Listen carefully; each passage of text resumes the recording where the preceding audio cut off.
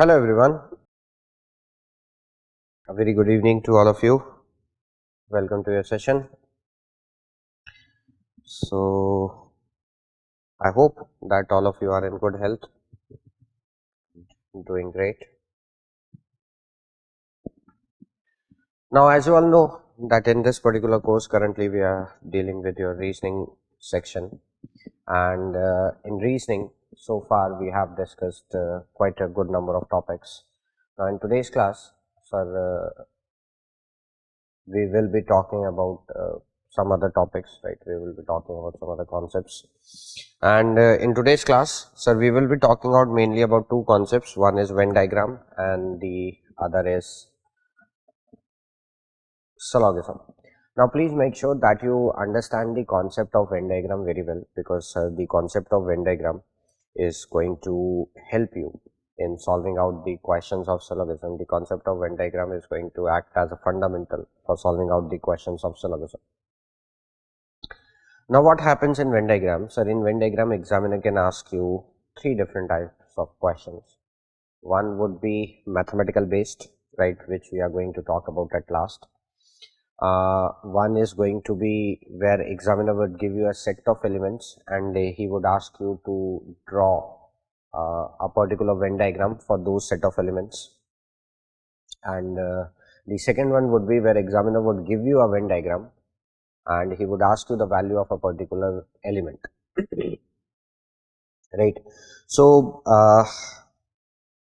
see, in order to draw Venn diagram between, first let's talk about the first type of question that we can expect in our exam, where a set of elements are being given and now examiner is asking me to draw the Venn diagram for those set of elements. See, to draw Venn diagram,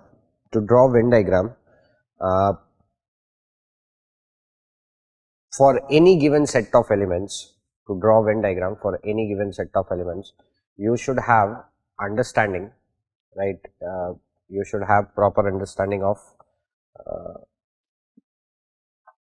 the statements of Venn diagram. All right. So, please note today's topic and then we will start.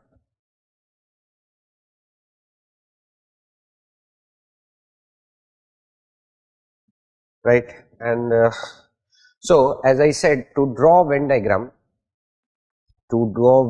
of between any given set of elements, you should have proper understanding of the statements of Venn diagram. And when it comes to statements of Venn diagram, so there are four statements of Venn diagram. There are four statements in Venn diagram: universal, affirmative. First one is universal affirmative. Second is particular affirmative. Third is universal negative, and then next is particular negative. Right. These are the four statements of Venn diagram, and these statements are going to be common in syllogism as well. So, right now when it comes to these statements, we are going to learn only that much part of these statements which are required by us to solve the questions of Venn diagram. We are going to again read these four statements in detail when we will be shifting our concept to syllogism. So, first we will start with the concept of Venn diagram. So, we are going to talk about the entire concept of Venn diagram, right. Then after that we will take questions on Venn diagram, and once we got a proper understanding, we got a good command on the questions of Venn diagram, so we will shift our concept to syllogism, right. So, now these are the four statements in Venn diagram that we need to learn to draw a Venn diagram between any set of elements, and now we are going to learn them one by one. But again, let me tell you, so right now we are learning only that much part of these statements which is required by us to solve the questions of Venn diagram. We will read them again in syllogism, but in detail. So, the first type of statement that we need to see is universal affirmative. The first type of statement that we would see is universal affirmative, right. Now, in universal affirmative, the syntax for writing universal affirmative statement is all P are Q. The syntax for writing universal affirmative statement is all PRQ. Syntax means a fixed rule. Sir, fixed rule means even the examiner cannot change that. अगर examiner को भी ये statement लिखना होगा तो वो इसी तरीके से लिखेंगे. Even the examiner can not change that. Examiner can not change the grammar of this language, right? Syntax means you can not even change the grammar of the language. So now the syntax for writing universal affirmative statement is all PRQ. Now sir, what are P and Q? P and Q are nothing but elements, attributes, objects which can be anything, right? For example, now in case of Venn diagram, sir, in case of Venn diagram, we are going to consider those examples which are true in real life. In case of Venn diagram, we are going to consider those examples which are true in real life. In syllogism, अगर आप में से किसी ने पहले से पढ़ रखा है तो they know it very well that in syllogism we take examples which may or may not be true in real life, right? Which may or may not be true in real life. There we take imaginary examples, but in Venn diagram we take those examples which are true in real life. Why? Because outside knowledge is allowed. In syllogism, outside knowledge is not allowed, but here outside knowledge is allowed. So that's why we will take examples which are true in real life. For example, all mobiles are electronics. All mobiles are electronics. If I take one more example, all sisters are females. All sisters are females. Now see, here mobile, electronics, sister, females are nothing but element P and Q in their individual statements. For example, when I replace mobiles and electronics with element P and Q respectively, my statement all mobiles are electronics will become all PRQ. Similarly, when I replace sister and females with element P and Q respectively, my statement all sisters are females will become all PRQ, right? So here mobile, electronics, sister, females are nothing but element P and Q in their individual statements. And now when I see, when I observe all these statements, I see that every time before two elements we have placed the keyword all. Every time before two elements we have placed the keyword all. So whenever keyword all is going to be placed before two elements, the statement will become universal affirmative. Whenever keyword all is going to be placed before two elements, so the statement will become universal affirmative. Now when I say this statement all PRQ, sir, when I say this statement all PRQ, am I telling you the quantity of element P? No. Am I telling you the quantity of element Q? No. But I am saying all PRQ, that means whatever quantity of element P I have, that entire quantity is going to be part of Q. So whatever quantity of element P I have, that entire quantity is going to be part of Q. All PRQ, right? So suppose if this circle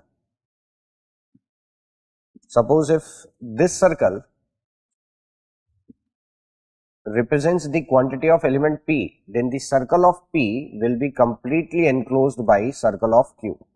Then the circle of P will be completely enclosed by circle of Q. And this shaded region, and so this shaded region is going to represent those P which are Q. This shaded region is going to represent those P which are Q, right? So this is one such case. Now here you can think of other possibilities also because quantity is not defined. But in Venn diagram, since outside knowledge is allowed, तो हम उस type पे quantity decide कर लेंगे, right? हम उस time पे quantity decide कर लेंगे.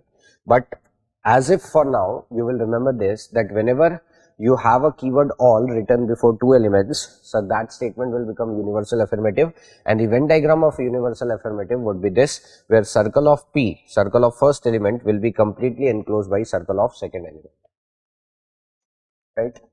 After this, make sure that you take note of these things, right? After this, we will go to the next statement, that is particular affirmative. The syntax for writing particular affirmative statement is some P R Q. The syntax for writing particular affirmative statement is some P R Q, where P and Q are nothing but elements, attributes, objects which can be anything. For example, some books are comics. Some books are comics. Some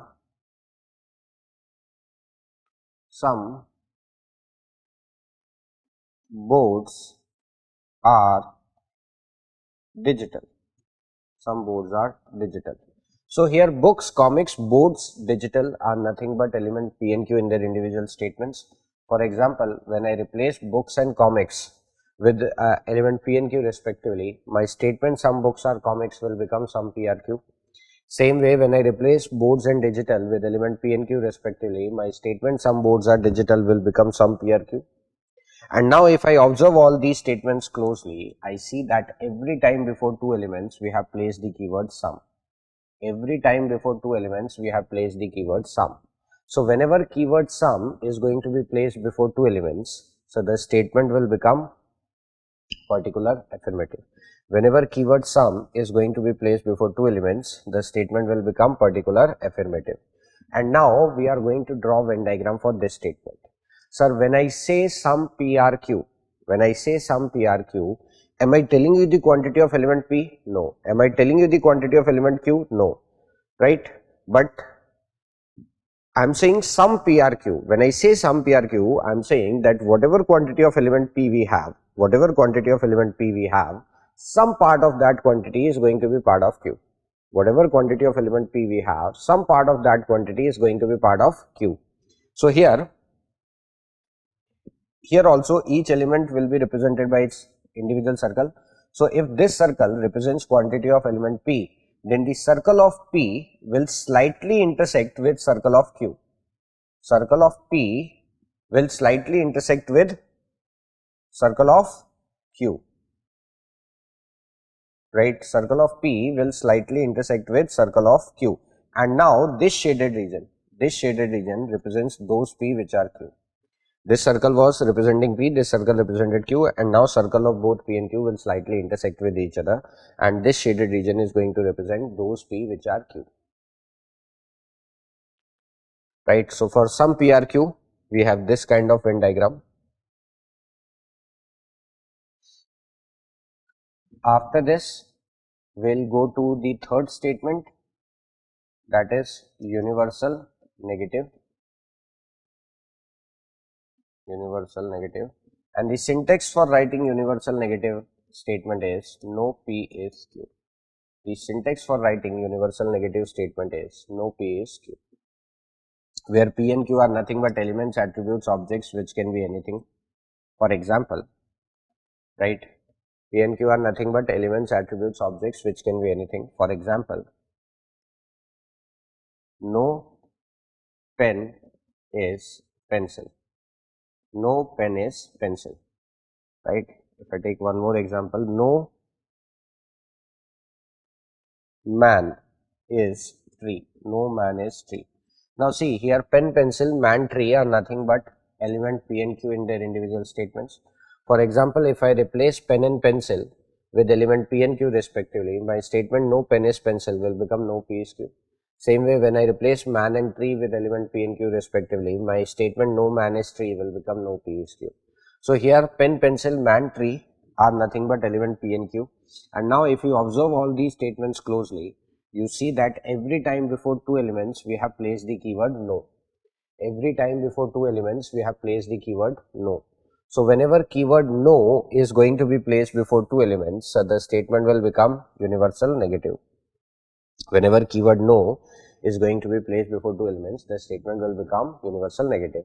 And now we are going to draw Venn diagram of this statement, universal negative, no P is Q, where each element will be represented by its own circle, right? Where each element is represented by its own circle. Now sir, when I say this statement, no P is Q, when I say this statement to you, no P is Q, am I telling you the quantity of element P? No. Am I telling you the quantity of element Q? No. Right, but I am saying whatever quantity of element P I have, not even a single quantity of that is going to be part of Q. Whatever quantity of element P I have, not even a single quantity of that is going to be part of Q. No P is Q, not even a single quantity of element P is part of Q. So this tells me that in this case, circle of both P and Q are going to be made at a distance. Suppose if this circle represents element P, this represents element Q, then circle of both P and Q are going to be made at a distance, and this shaded region represents those P which are not Q. This shaded region represents those P which are not Q. Okay? Make sure that you draw this also.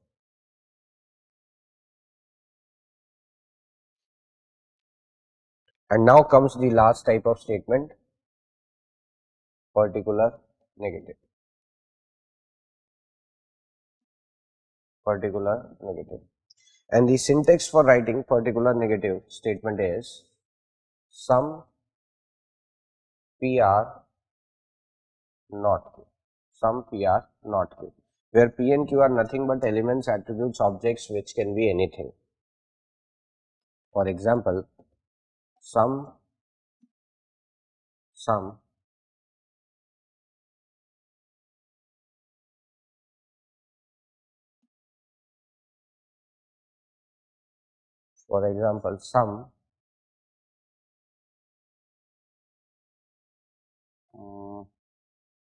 some bags are not blue. Some bags are not blue. Second, some trees are not green. Some trees are not green. So here bags blue, trees green are nothing but element P and Q in their individual statements. For example, if I replace bags and blue with element P and Q respectively, my statement some bags are not blue will become some P are not Q. In the same way, when I replace trees and green with element P and Q respectively, my statement some trees are not green will become some P are not Q.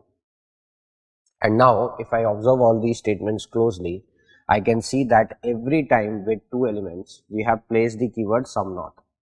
Every time with two elements we have placed the keyword some not. So whenever keyword some not is going to be placed with two elements, so the statement will become particular negative. And now we are going to draw Venn diagram for this particular negative statement. And now sir, as I say some P are not Q, have I told you the quantity of element P? No. Have I told you the quantity of element Q? No. But I am saying whatever quantity of element P I have, some part of that quantity is not going to be part of Q. Whatever quantity of element P I have, some part of that quantity is not going to be part of Q. So the Venn diagram of some P are not Q, where each element is represented by its individual circle, is exactly same to the Venn diagram of some P are Q. Is exactly same to the Venn diagram of some P are Q, where this circle represents element P, this represents element Q, but this outside shade represents those P which are not Q. But this outside shade represents those P which are not Q, right? And this is not the only case, right? This is not the only case because other possibilities are also there. But right now, since in Venn diagram outside knowledge is allowed, we will draw this Venn diagram. So understand this, these are your four statements and their respective Venn diagrams. For all PRQ, we draw this kind of Venn diagram. For some PRQ, we draw this kind of Venn diagram. For no P is Q, we draw this kind of Venn diagram, and for some P are not Q, we draw this kind of Venn diagram. Now what would happen in exam? So in exam, examiner is going to give you 3 to 4 elements at a time. See, the conventional type is he gives you 3 elements, right? But he can give you 4 elements also, right? So like he would give you 3 to 4 elements at a time, and then he would ask you to select a Venn diagram. Out of the given 4 options, he would ask you to select a Venn diagram that represents the best relationship between them. Now in our exam, 4 options would be given, where 4 potential Venn diagrams would be drawn, out of which one is only going to be correct. But here, let's see how I am going to draw a particular Venn diagram, because I want you to be able to draw Venn diagrams, because once you have a command on drawing Venn diagram, questions of syllogism will become easy. Second thing, sir, if you can draw the correct Venn diagram on your own, right, then you are never going to get confused in your options, right? You are never going to get confused in your options. Plus, you can solve any question that can be asked in Venn diagram, right? So what would happen, as I said, that examiner is going to give you a set of 3 elements at a time, and among those 3 elements you are going to draw a Venn diagram, right? You are going to select a Venn diagram, but how to draw Venn diagram between a set of elements? See this, let's say the 3 set of elements which were given were apple, fruits and sweets. Apple, fruits and sweets, right? Now I can select any 2 element of as per my discretion. I can select any 2 elements as per my discretion. So I am going to select those 2 elements between which I can easily form a statement. I am going to select those 2 elements between which I can easily form a statement. As I read these 3 elements, apple, fruits and sweets, sir, it is absolute clear to me that I can easily make a statement between apple and fruits. I can easily make a statement between apple and fruits, and that statement will be all apples are fruits. All apples are fruits. Since I am saying all apples are fruits, that means circle of apple will be entirely inside the circle of fruits. All apples are fruits. The circle of apples will be entirely inside the circle of fruits. All apples are fruits, right? All apples are fruits, right? And now let's relate the third element, sweets, with apple and fruits in a way, right, that makes my Venn diagram correct. So to relate sweets with apples and fruits, I will say no fruits are sweets. I will say no fruits are sweets. Sir, a fruit can be sweet but cannot be sweets, right? Remember that. Sweet का मतलब होता है मीठा, sweet का मतलब होता है मीठा, लेकिन स्वीट्स का मतलब होता है मिठाई. अ फ्रूट कैन बी मीठा बट कैन नॉट बी मिठाई, right? So no fruits are sweets. Now see, if you make this statement, suppose if you make this statements that no apples are sweets, suppose if you make this statement, no apples are sweets, then one interpretation could be this one also, ki sir, no apples are sweets, circle of apple and sweets are not intersecting, but you haven't specified whether fruits are sweets or not. So then somebody can draw this Venn diagram also, which will be incorrect. So make sure that you make correct statements between the elements. Make sure that you make correct statements between the elements. If you say no fruits are sweets, automatically no apples will be sweet. Because अगर fruit और sweet ही intersect नहीं करेंगे तो inside तो वो intersect कर ही नहीं पाएगा एप्पल के साथ. Why I am teaching you this? आप बोलेंगे कि सर क्या करना है इतना डीप में जाके.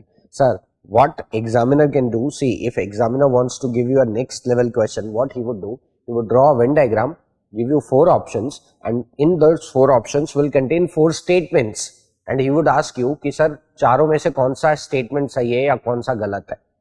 अब आपको स्टेटमेंट बनाना ही नहीं आएगा तो आप कैसे पता करेंगे? ठीक है. So understand this, right? Try to make statement between the elements even though Venn diagrams are drawn, right? Otherwise, if the examiner would ask you the question other way around, right, you will go blank. Then apple, fruits and sweets. Let's take one more example.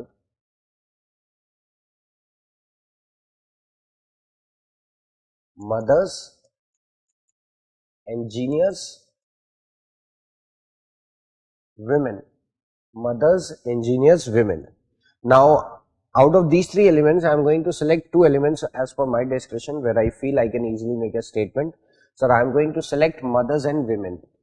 I am going to select mothers and women, and the statement that I am going to make between mothers and women would be all mothers are women. All mothers are women, because if anybody who is a mother would be a woman. अभी तक आदमी तो mothers हुए नहीं है. And now I am going to relate engineers with women and mother by saying some mothers are engineers. Some mothers are engineers, so obviously some women are engineers. क्योंकि अगर कोई mother engineer है तो वो women तो होगी, तो वो women engineer भी है.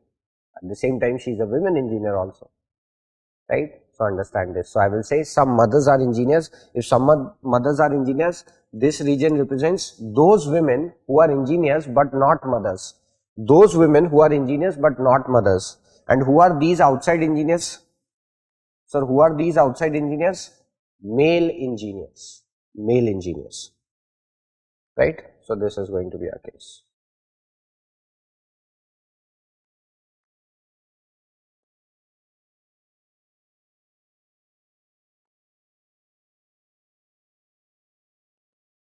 right?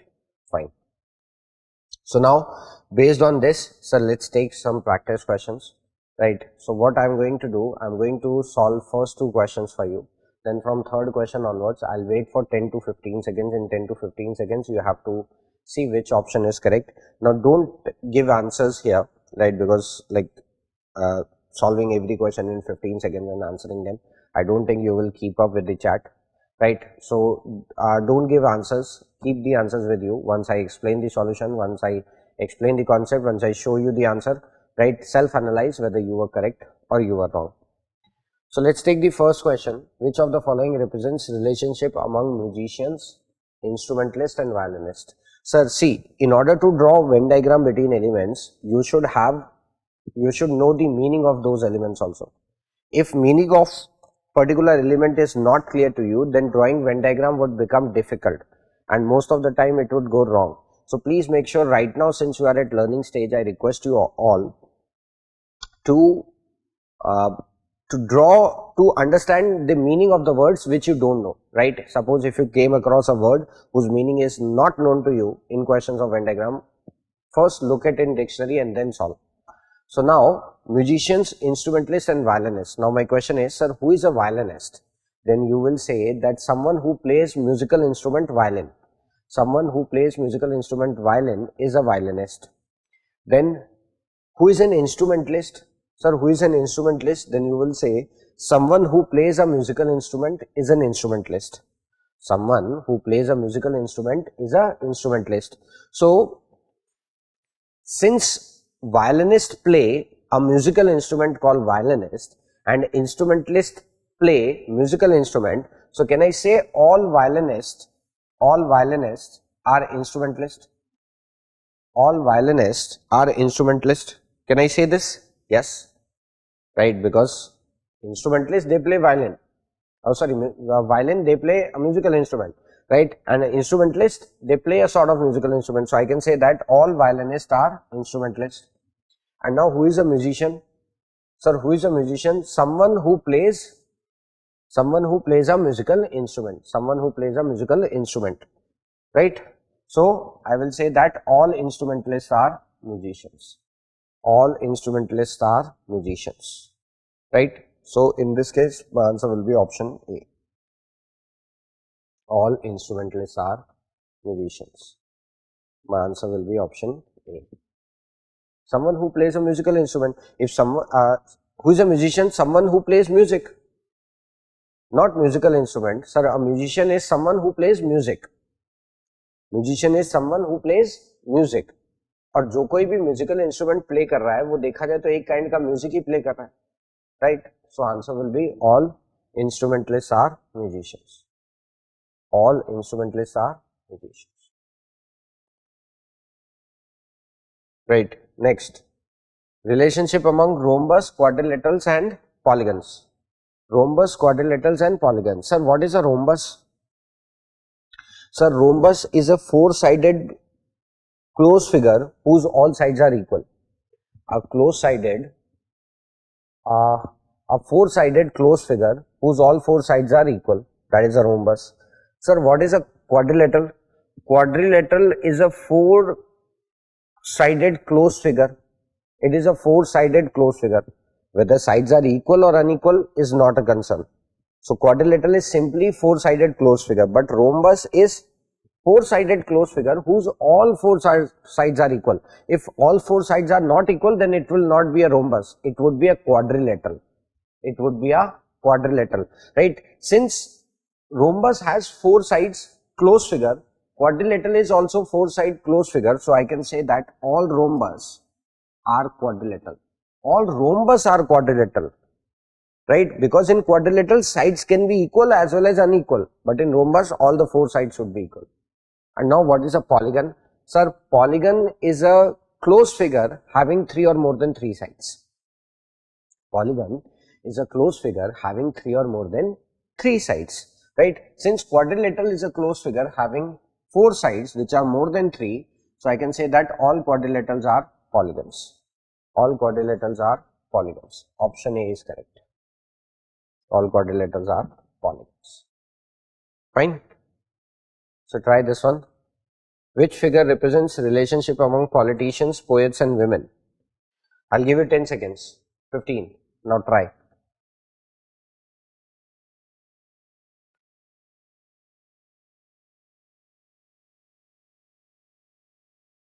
Politicians, poets and women. Sir, we know that some poets are politician. Some poets are politician. Some poets are politician. And we also know that some women are politician. But no women is a poet. Sir, no women is a poet. Some women are politicians. Some poets are politician. But no women is a poet. Sir, women poets nahi hoti. Women are poetess. Right? In English, we have a term poetess. Similarly, in Hindi, we call kavi. Kavi is male. Kavitri is female. So, poetess. Poetess means kavitri. Right? So, here poet are being given, not poetess. So, option D will be correct. Right? That's why I'm saying understanding the meaning of the word is very, very necessary. Sun, moon, star.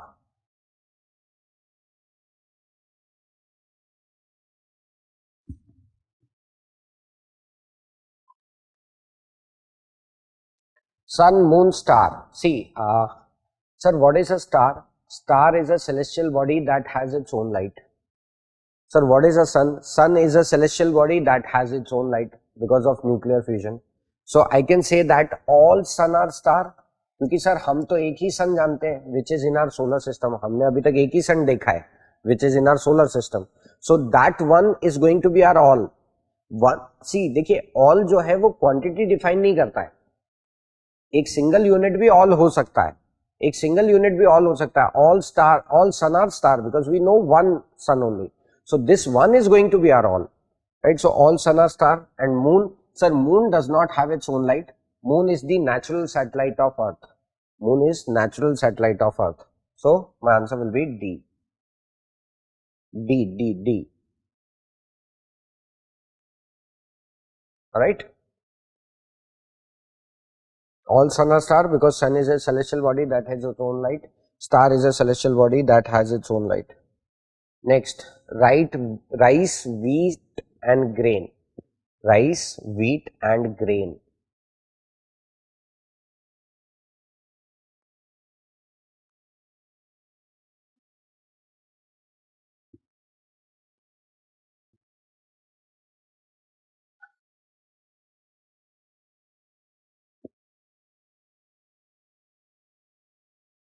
See, all rice are grain. Sir, all rice are grain and all wheat are grain, but no rice is a wheat.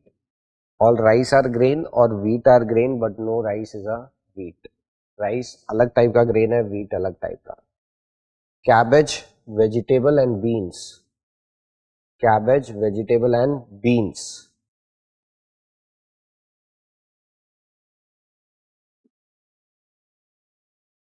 This one is also simple. Sir, all cabbages are vegetable and all beans are vegetable, but no cabbage is beans. किसी को नहीं पता है what is beans? In Hindi we call beans as फलियां. फलियां जैसे same की फली, मटर, ठीक है, राजमा, ठीक है, फिर वो फ्रेंच बीन्स आती है, फ्रेंच बीन्स, ठीक है, उसकी फली. तो राइट, सो बीन्स मीन्स फलियां. बीन्स मीन्स फलियां. ठीक है.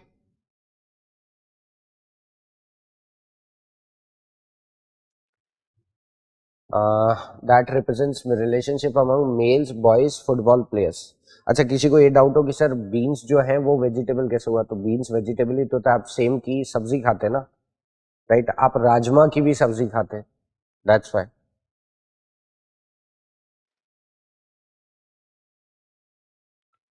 Mails boys football players.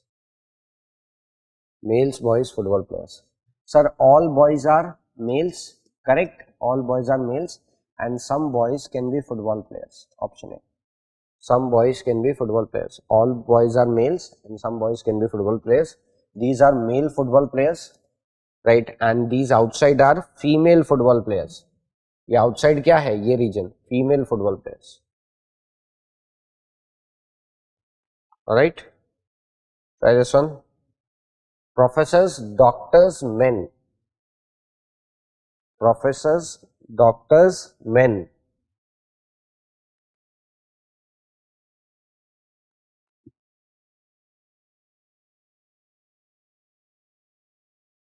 Sir, chaliye, take 5 seconds more.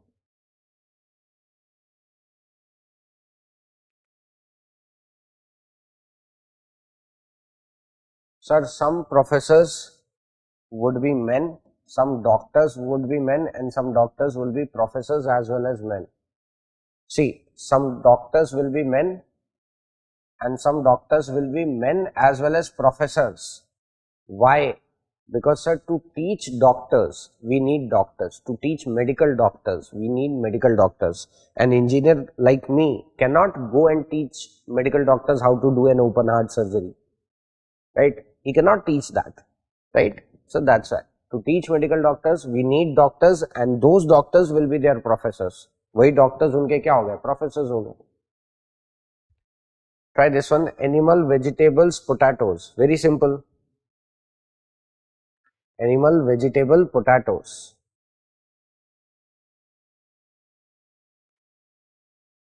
Sir, all potatoes are vegetable and animals would be separate. No animal is a potato or vegetable. Option C. Try this one.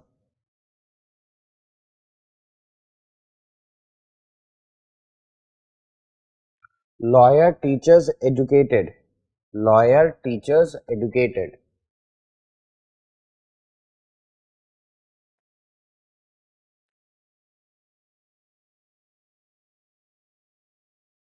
Sir, all lawyers are going to be educated. All lawyers are going to be educated and all teachers are going to be educated, but some lawyers are going to be teachers. देखिए, कोई lawyer है तो वो educated है, कोई teacher है तो वो एजुकेटेड है और कुछ लॉयर्स टीचर्स होंगे. To teach law graduates we need lawyers. Right? To teach law graduates we need lawyers. Karnataka, India, Asia. Solve it.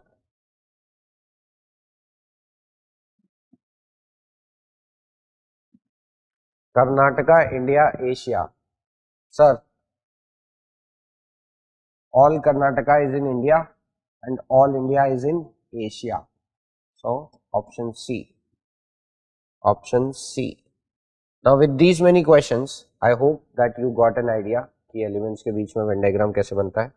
Now, as I was telling you, the second type of question that my examiner can ask me would be where he would be giving me a Venn diagram and he would ask me to find the value of a particular variable. He is going to give me a Venn diagram and he is going to ask me the value of a particular variable or a particular statement. For example, see in the following figure, the boys who are athletes and are disciplined are indicated by which number?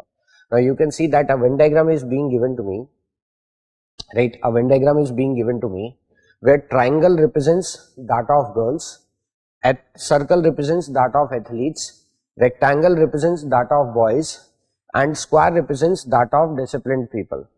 And now I have a statement, the boys who are athlete and are disciplined are indicated by which number? The boys who are athletes and are disciplined, right? The boys who are athletes and are disciplined are indicated by which number?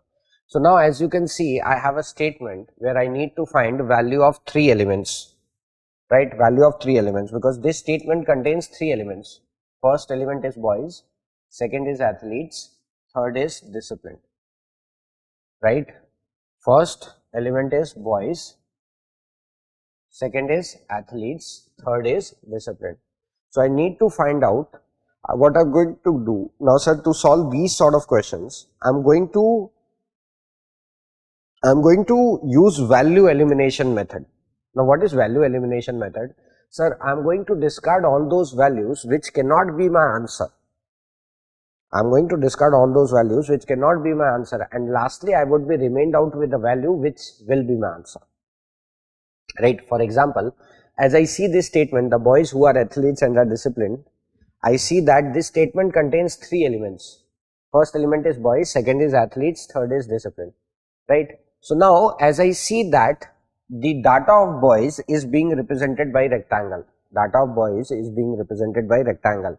So any value that is written outside the rectangle cannot be my answer because they will not be boys. Right? Data of boys is being represented by rectangle. So any value which is written outside the rectangle cannot be my answer.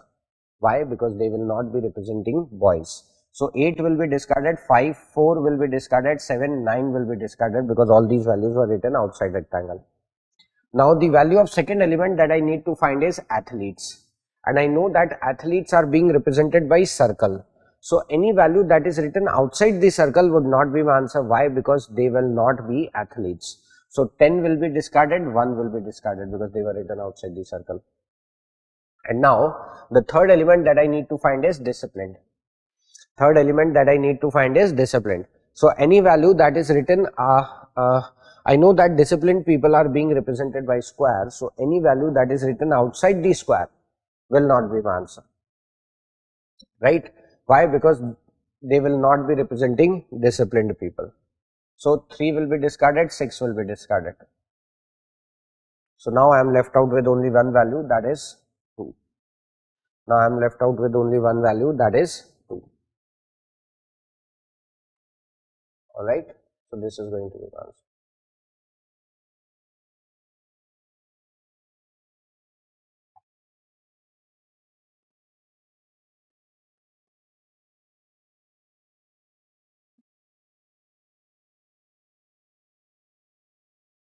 Now see this question is a bit different than your previous one.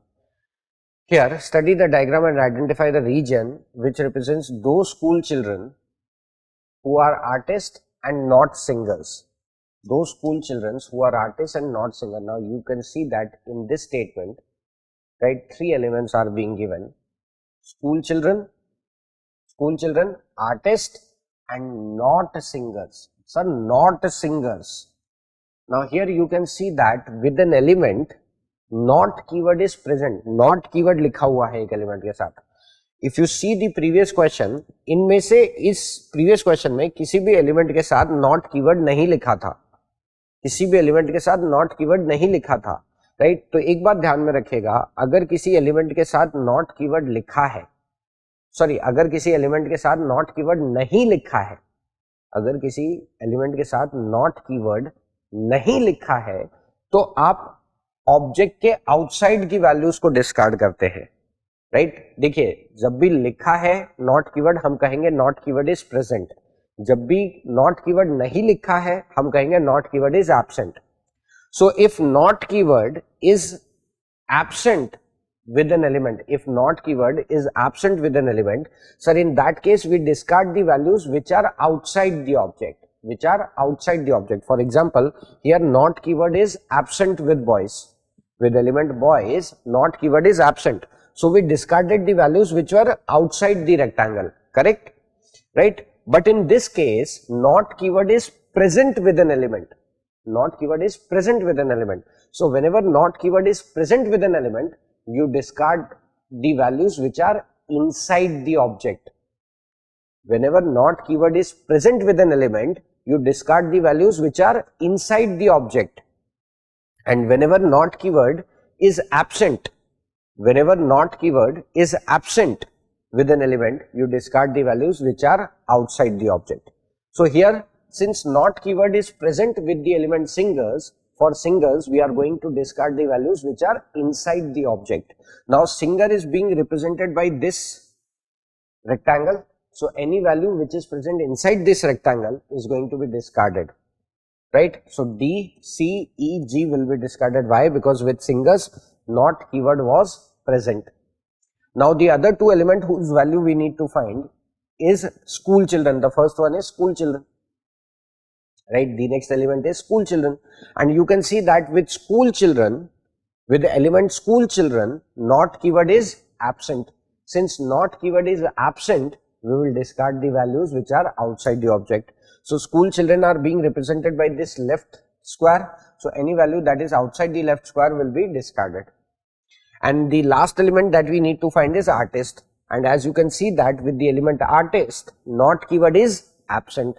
Since not keyword is absent, we will discard the value which is outside the object, right? So artists are being represented by this square, so A will be discarded. Now we are left out with only one value, that is B.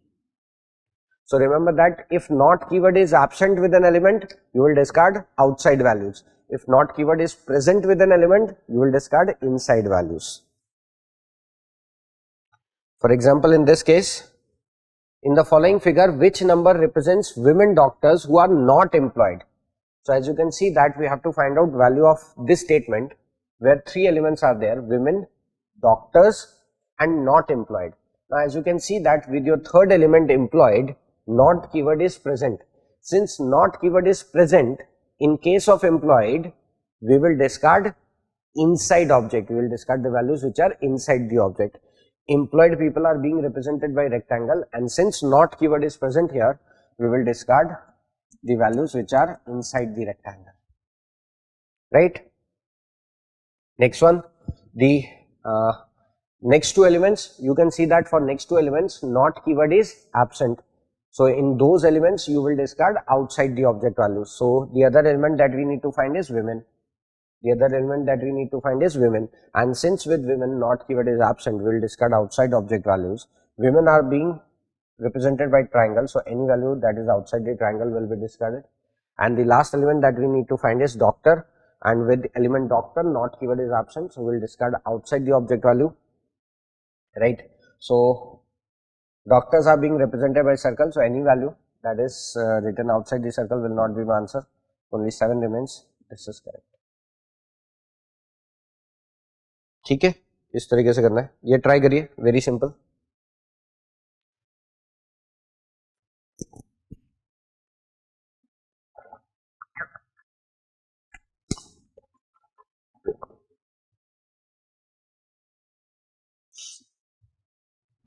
Now see, study the diagram and identify the people who speak only one language. See, I represents those people who speak only English, J represents those people who speak only Hindi, and K represents those people who speak only Tamil. So I plus J plus K will be my answer. ठीक है, good. So try this one. How many singers are neither players nor teachers?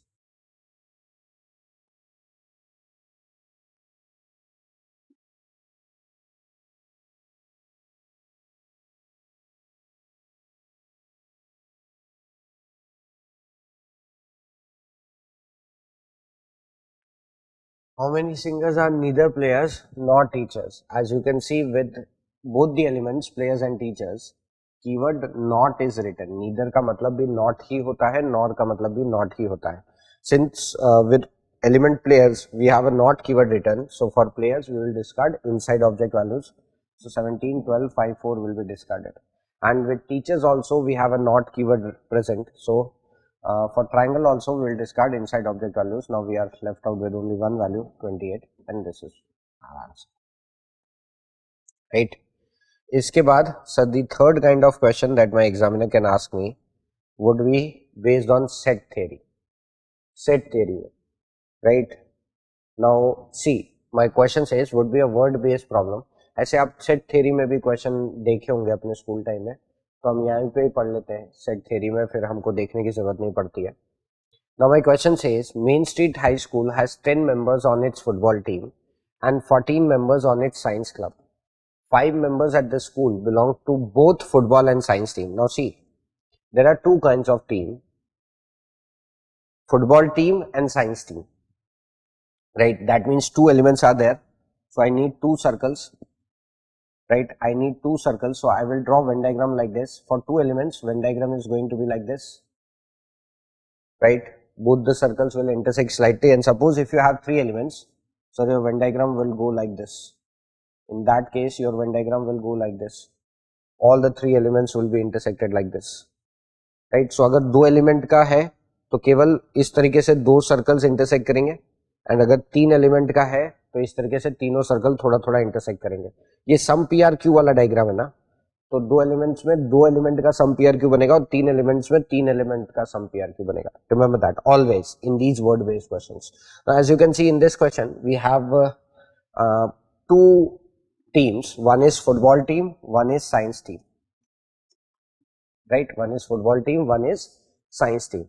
Now this region represents those members who are only on football team, क्योंकि A का boundary कहाँ से कहाँ तक है, यहाँ से यहाँ तक. So A represents those people who are only on football team. लिख लीजिएगा. A represents those people who are only on football team. Right? Then B represent those people who are on both the teams. B represent those people who are on both the teams. And C represent those people who are only on science team. And C represents those people who are only on science team. Now remember that in this case of question, sum of all the variables is always equal to total. Sum of all the variables is always equals to total. Now here A plus B plus C equals to total. But before you go for that total, sir, you have to draw a rectangle also. Right, here a rectangle would also be drawn, and outside the rectangle outside the circle you will have one more variable D, where this region, this entire shade represents value of D. This entire shade represents value of D. Right, D represent those people who are on neither of the teams. D represent those people who are on neither of the teams. अब देखिए question में तो ऐसा कहीं लिखा नहीं है कि there is a student who is neither on the team, so D की वैल्यू बाय डिफॉल्ट आप 0 रखेंगे. डी की वैल्यू आप तभी कंसीडर करेंगे जब एग्जाम में कहा जाए कि ऐसा कोई स्टूडेंट है जो कि दोनों टीम में नहीं है, तभी आप डी की वैल्यू कंसीडर करेंगे, अदरवाइज आप डी की वैल्यू कंसीडर नहीं करते. Right, so in this case sum of variables a plus b plus c would be total because we don't have a d here. Right, now my question says 10 members who are on football team. Now see, inside the circle of football how many variables are there? Football के circle के अंदर कितने variable हैं? A और B. So A plus B, value of A plus B is equals to 10 because 10 members are on football team. This entire boundary represents football team, and in boundary of football team we have two variables A and B. So A plus B's value will be 10. Similarly, 14 members on science club. Science team has 14 members, and within the circle of science team, how many variables are there? Two variables B and C. That means value of B plus C will be 14. And now 5 members in both the teams. 5 members in both the teams. Both the teams have 5 members. So as you can see, B represents those people who are on both the teams. B represents those people who are on both the teams. So value of B will be 5. Now place value of B in your first equation, in this equation. In that case value of C will be 14 minus 5, 9. अब मैं direct लिख रहा हूँ क्योंकि इतना आप जानते हैं. And now when I place value of B here, then the value of A will be 10 minus 5, 5.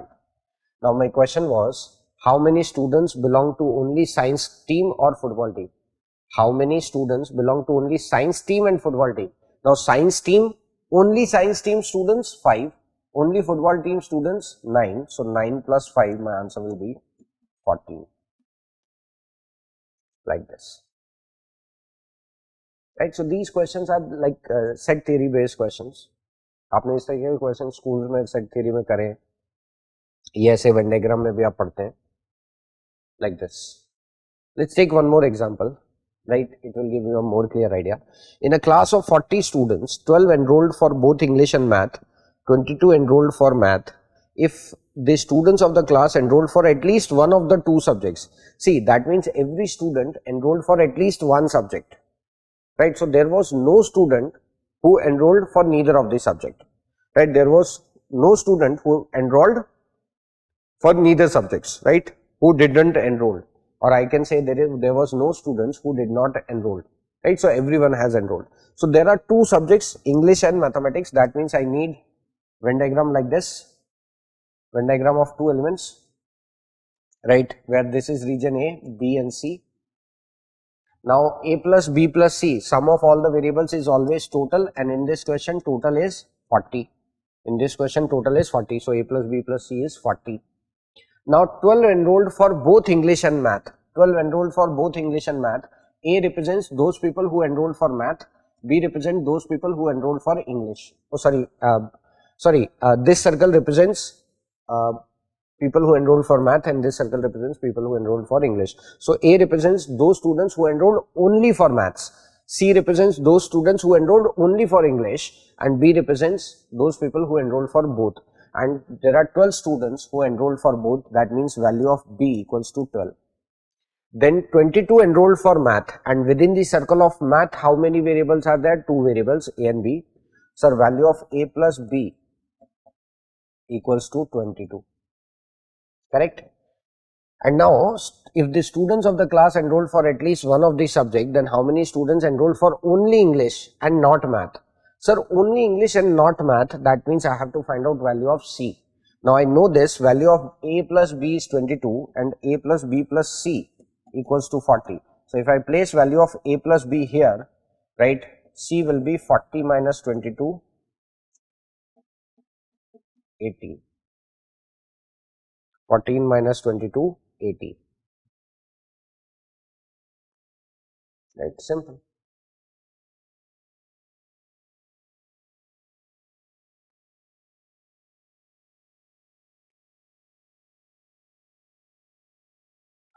ये देखिए, in a class of 40 students, in a class 40% of the students enrolled for math, 70% enrolled for economics, 15% of the students enrolled for both maths and economics. What percentage of students of the class did not enroll for either of the two subjects? We have to find out value of D.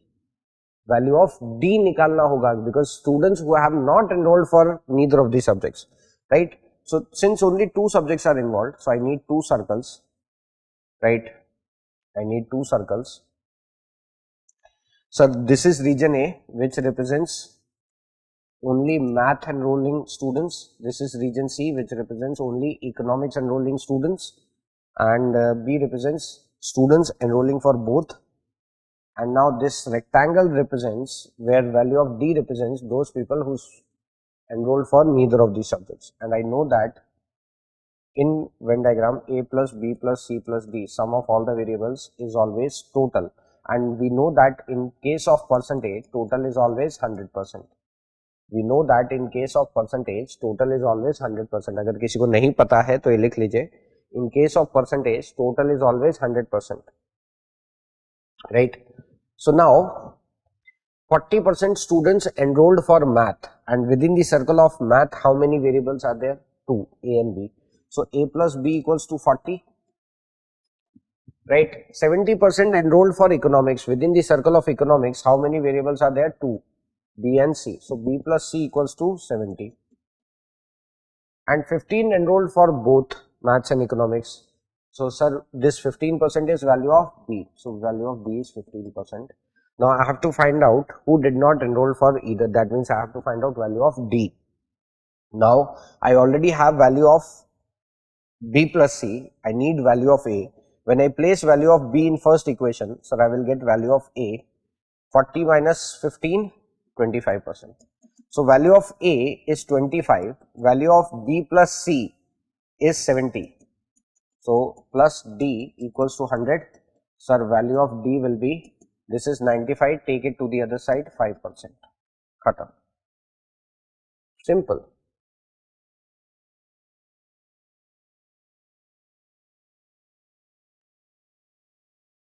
Alright. So you will consider value of D only when value of D is given to you. Okay. So this is like the third kind of question, word based question based on Venn diagram that your examiner can ask, right? I hope समझ में आ गया होगा. ठीक है, चलिए. So after this, let's shift our concept to syllogism, right? Now when we talk about syllogism, sir, what happens in syllogism? See, in syllogism, a set of statements would be given to me. Using the set of statements, I am going to draw my Venn diagrams, and then I am going to check the validity of the given set of conclusion. So a set of statements would be given to me, then a set of conclusions would be given to me. I have to check the validity of the conclusions, right? And now what would happen, see, the statements which will be given to me in syllogism would be based on the 4 statements that we have read in Venn diagram. That is, universal would be from one of these 4 statements, that is universal affirmative, then particular affirmative,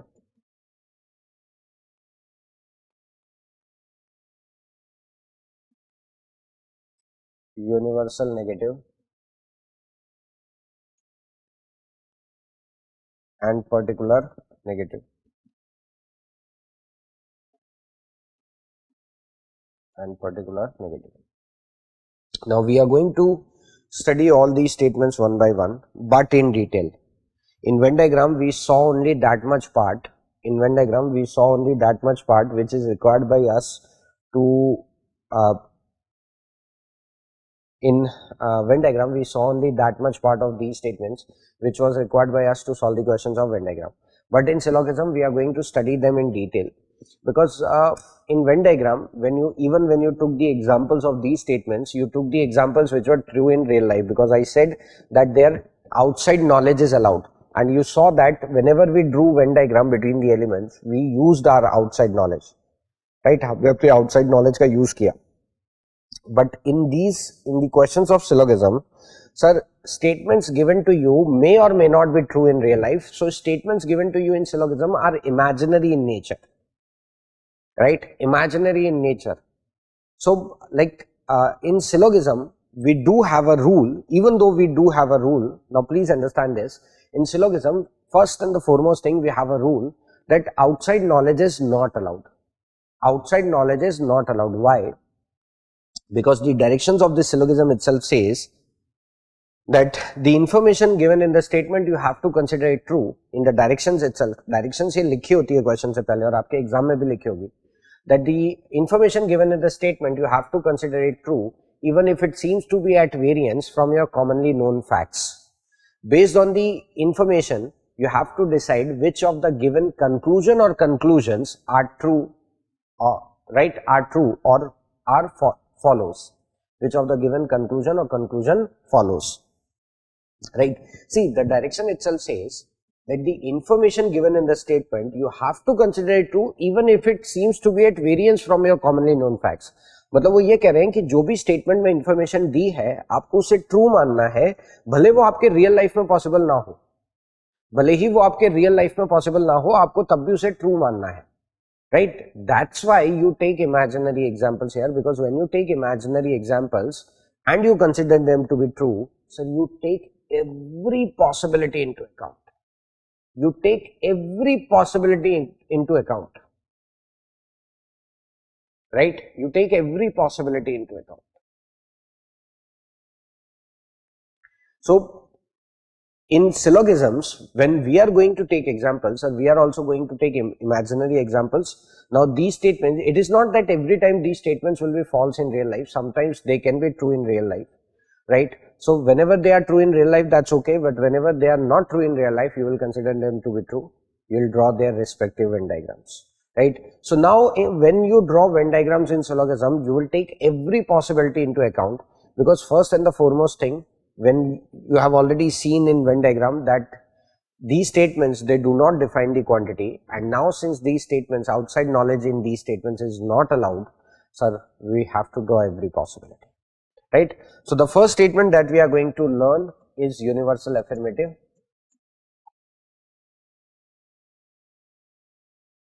and the syntax for writing universal affirmative statement is all P are Q, where P and Q are nothing but elements, attributes, objects which can be anything.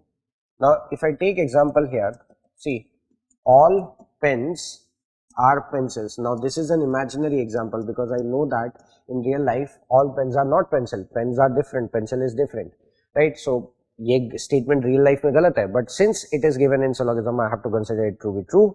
I will draw every possibility for this statement, right? So in syllogism we are going to take imaginary examples so that we learn how to take possibilities. And you can also see that examiner uses these imaginary examples, right. हालांकि ये तो rule है imaginary examples लेने का, right. Examiner ने अपने मन से नहीं किया है, but this makes very easy from the examiner's front, right. It makes, because of imaginary examples, these questions they become very easy from examiner's front. क्योंकि अगर मैं एग्जामिनर होऊंगा और मुझसे सिलोगिज्म का क्वेश्चन बनाने को कहा जाएगा, मैं बड़े आराम से बना लूंगा, राइट. क्योंकि कोई भी दो एलिमेंट्स को ले लो और उनके बीच में कुछ भी स्टेटमेंट बना दो. So you will also see that I will keep the same elements every time for all the 4 types. I will keep the same set of elements and you will see that all the 4 types of statements can be made, right. So the second example that I will take here, all papers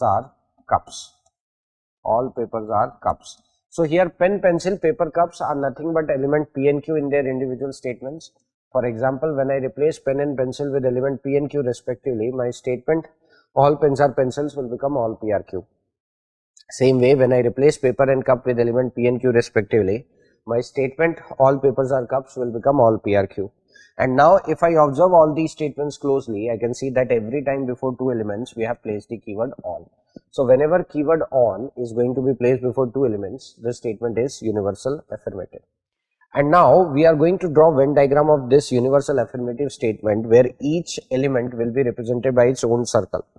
Now sir, when I say all P are Q, when I say this statement to you that all P are Q, am I telling you the quantity of element P? No. Am I telling you the quantity of element Q? No.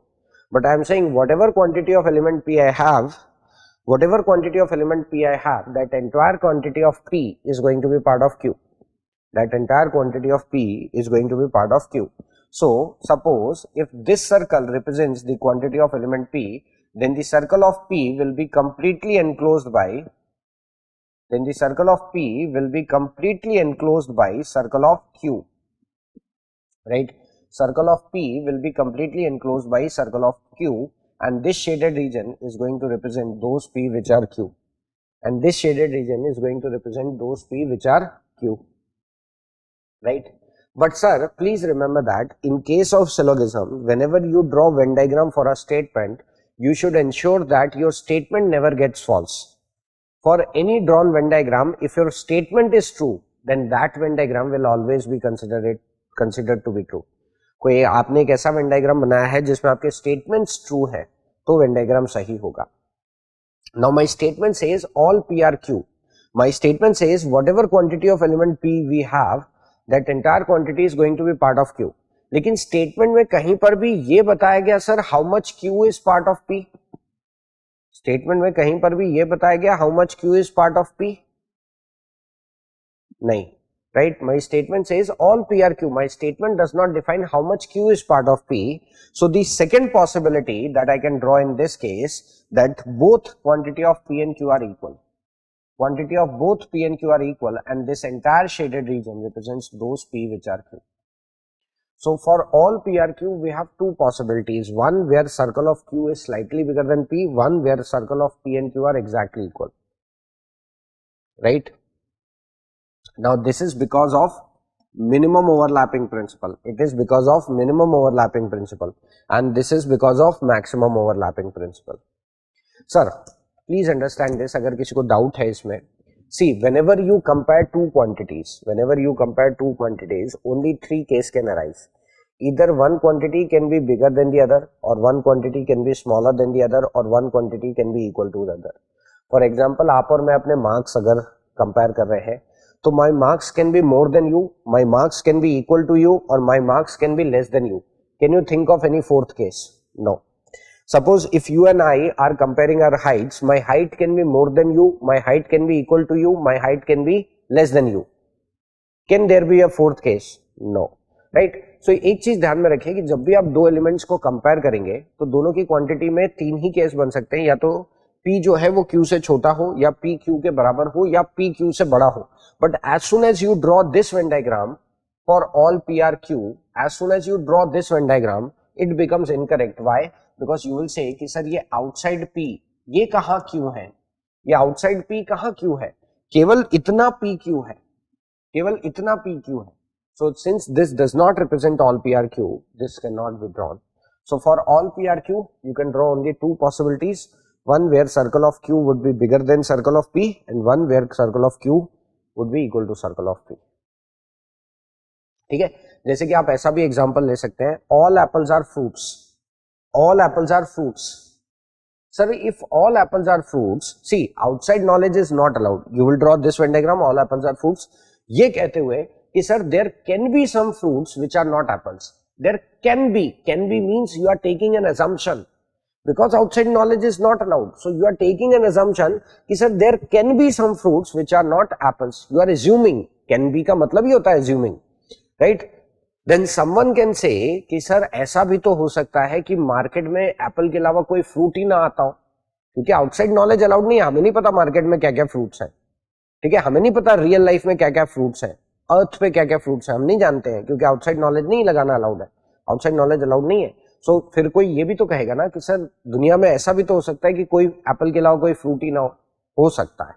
So for that case this will be the Venn diagram कि जितने apples हैं बस दुनिया में उतने ही fruits हैं, Apple के अलावा कोई फ्रूट आता ही नहीं है. So apples quantity and fruits quantity would be equal in that case, right. So for all PRQ these are the two Venn diagrams. Then comes your next statement,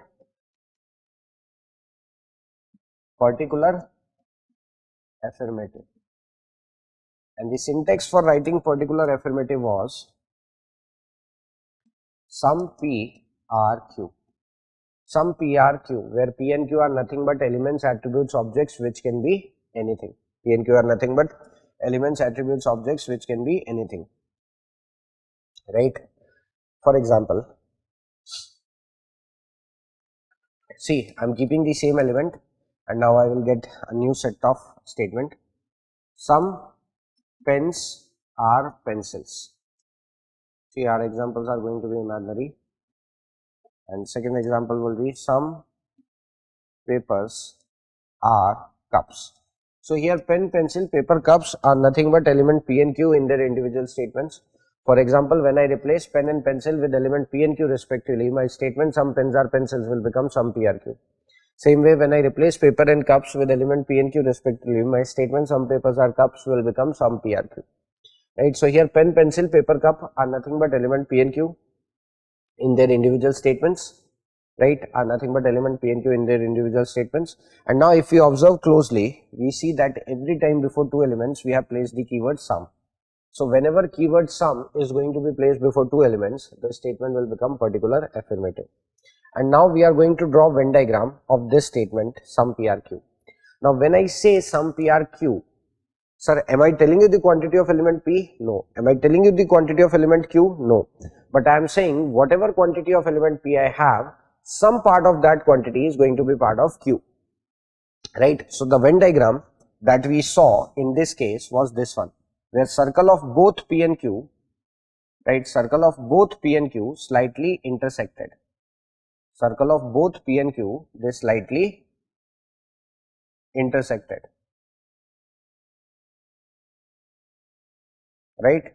And this shaded region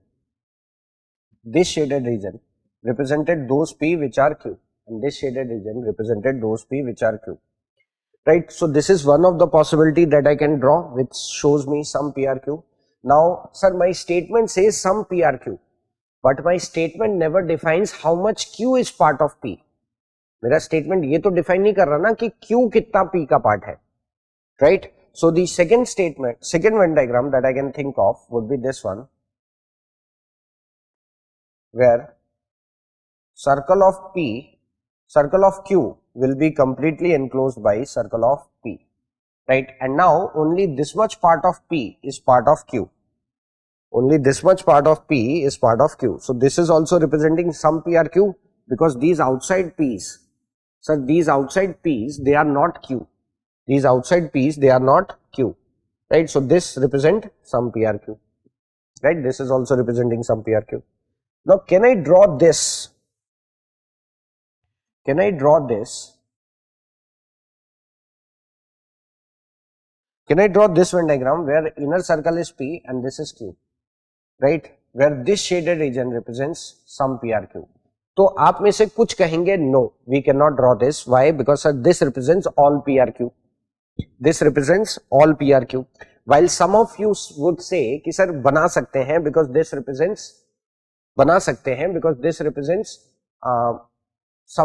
some PRQ, right? आप में से कुछ कहेंगे नहीं बनेगा, आप में से कुछ कहेंगे बनेगा।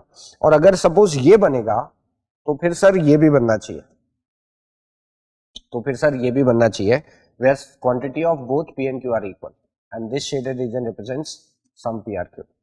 So remember that for some PRQ we can make these two diagrams, we can make these two diagrams because whenever all PRQ is true, whenever all PRQ is true, जब कभी भी all PRQ होगा तो some PRQ definitely होगा. If all PRQ, this Venn diagram represents all PRQ, so whenever all PRQ would be there, some PRQ definitely would be there, some PRQ will definitely be there. आप ऐसा example ले सकते हैं कि suppose you are trying to find chocolates at home, suppose you are trying to find chocolates at home, right? Nobody at home knows the exact quantity of chocolates, कि घर में 2 chocolate रखी हैं, 5 रखी हैं, 10 रखी हैं, 15 रखी हैं. Nobody knows the exact quantity of chocolates, right? While finding the chocolates, you came across me and I said I have all the chocolates with me. घर पे चॉकलेट ढूंढते ढूंढते आप मेरे पास आए और मैंने कहा I have all the chocolates with me. Now you know this very well that nobody at home knows the exact quantity of chocolates. But since I am saying that I have all the chocolates with me, that means definitely I would have some chocolates with me. तो आप अपना हिस्सा मांगेंगे ना. अगर मैं आपसे कहूं आई have all the chocolates with मी और आपको अच्छे से पता है कि घर पे किसी को नहीं मालूम कि एग्जैक्ट क्वांटिटी कितनी है चॉकलेट्स की, लेकिन मैं आपसे कह रहा हूं आई have all the chocolates with me, इसका मतलब ये तो है कि मेरे पास कुछ चॉकलेट तो जरूर है. अगर मेरे पास I have all the chocolates with me, इसका मतलब मेरे पास कुछ चॉकलेट्स तो जरूर है, राइट? इसका मतलब मेरे पास कुछ चॉकलेट्स तो जरूर है, राइट? सो यही केस हो जाता है, राइट? तो जब कभी भी ऑल PRQ होगा तो सम PRQ डेफिनेटली होगा. तो सम PRQ के केस में 4 वेन डायग्राम बनते हैं. ये वाला मिनिमम ओवरलैपिंग के केस में सी हमेशा लेफ्ट वाला जो भी लेफ्ट मोस्ट बनाऊंगा वो मिनिमम ओवरलैपिंग से होगा, ये राइट मोस्ट जो भी होगा वो मैक्सिमम ओवरलैपिंग पे होगा. ठीक है? Now comes your third statement, universal negative. And the syntax for writing universal negative was no P is Q. No P is Q, where P and Q are nothing but elements, attributes, objects, which can be anything. For example, no pen is pencil. No paper is cup. So here pen, pencil, paper, cup are nothing but element P and Q in their individual statement. Pen, pencil, paper, cup are nothing but element P and Q in their individual statements. For example, when I replace pen and pencil with element P and Q respectively, my statement no pen is pencil will become no P is Q. Same way, when I replace paper and cup with element P and Q respectively, my statement no paper is cup will become no P is Q. Right? So here pen, pencil, paper, cup are nothing but element P and Q in their individual statements. And now if you observe all these statements closely, you see that every time before 2 elements we have placed the keyword no. Every time before 2 elements we have placed the keyword no. So whenever keyword no is going to be placed before 2 elements, so the statement will become universal negative. Whenever keyword no is going to be placed before 2 elements, the statement will become universal negative, right? And when I say no P is Q, sir, am I telling you the quantity of element P? No. Am I telling you the quantity of element Q? No. But I am saying whatever quantity of element P I have, sir, whatever quantity of element P I have, none of that quantity is going to be part of Q. Not even a single quantity of element P is going to be part of Q. That means circle of both P and Q, that means circle of both P and Q are going to be made at a distance. That means circle of both P and Q are going to be made at a distance, and this shaded region represented those P which are not Q, and this shaded region represents no P is Q. Not even a single quantity of P is going to be part of Q. और इस statement में केवल एक ही possibility बनती है,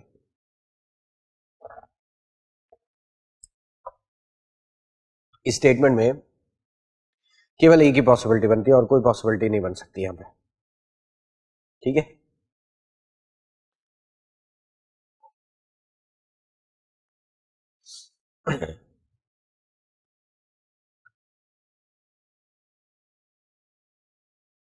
All right, and now comes your last statement, that is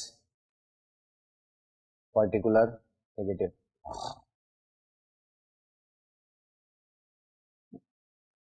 Particular negative. Now the syntax for writing particular negative is sum p r not q. The syntax for writing particular negative is sum p r not q, where p and q are nothing but elements, attributes, objects which can be anything. So p and q are nothing but elements, attributes, objects which can be anything, right? For example, some pens are not pencils. Now see, now since you are at last statement, you saw that we kept the element same every time. Every time we kept the same element, but we got a different statement, right? So that is the beauty of imaginary examples, right? Imaginary cases का यही फायदा है, कुछ भी कोई भी दो element select करिए, कुछ भी स्टेटमेंट बना लीजिए, सामने वाला पॉसिबिलिटी सोचता रहेगा, right? Second one will be some papers are not cups. So here pen, pencil, paper, cups are nothing but element p and q in their individual statements. For example, when I replace pen and pencil with element p and q respectively, my statement some pens are not pencils will become some p are not q. Same way, when I replace papers and cups with element p and q respectively, my statement some papers are not cups will become some p are not q. And now if I observe all these statements closely, I can see that every time with two elements we have placed the keyword some not. So remember that whenever keyword some not is going to be placed with two elements, the statement will become particular negative. And now when I say, sir, some p are not q, am I telling you the quantity of element p? No. Am I telling you the quantity of element q? No. But I am saying some p are not q. I am saying some p are not q, that means whatever quantity of p I have, some part of that quantity is not going to be part of q. So for that, the Venn diagram that we saw for some p are not q, so the Venn diagram that we saw, right, was this one, was similar to some PRQ, but this outside shaded region, so this outside shaded region actually represented those P which are not Q. This outside shaded region represented those P which are not Q, right? So this is one such possibility that I can think of in some P are not Q, because my statement says some P are not Q. My statement does not say anything about Q, कि Q का कितना quantity P का part है कितना नहीं है, ऐसा कुछ भी नहीं कहा गया, right? Some P are not Q, इससे तो Q के बारे में कुछ पता नहीं चलता है. So the second possibility that I can draw for some P are not Q would be this one, right? Would be this one, where this represents Q and this circle represents P, and now this outside shaded region, sir, now this outside shaded region, right, represents those P which are not Q. This outside shaded region represents those P which are not Q, right? So for some P are not Q, you can draw this Venn diagram also. And the third possibility that you can draw in case of some P are not Q would be this one, where circle of both P and Q would be at a slight distance, right? Where circle of both P and Q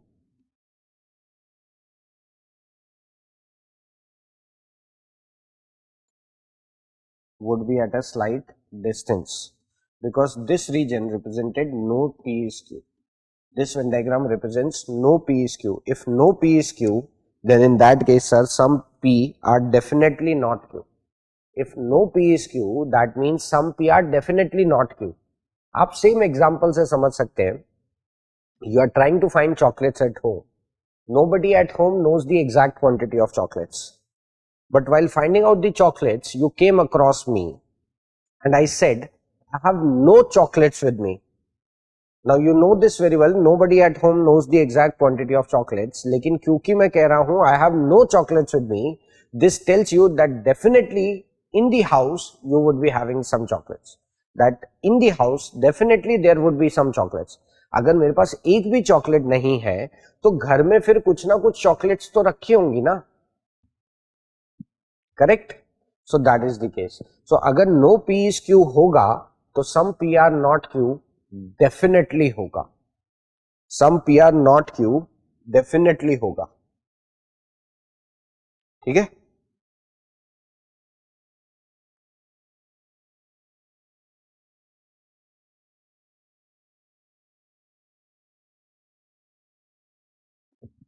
Alright?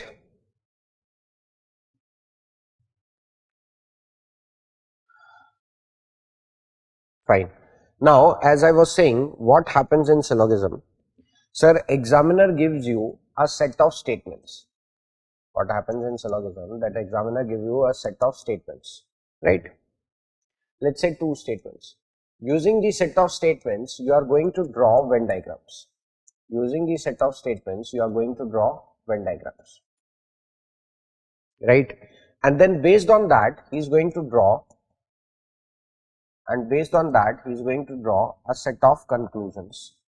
And based on that, he is going to draw a set of conclusions. Right, based on that he is going to draw a set of conclusions.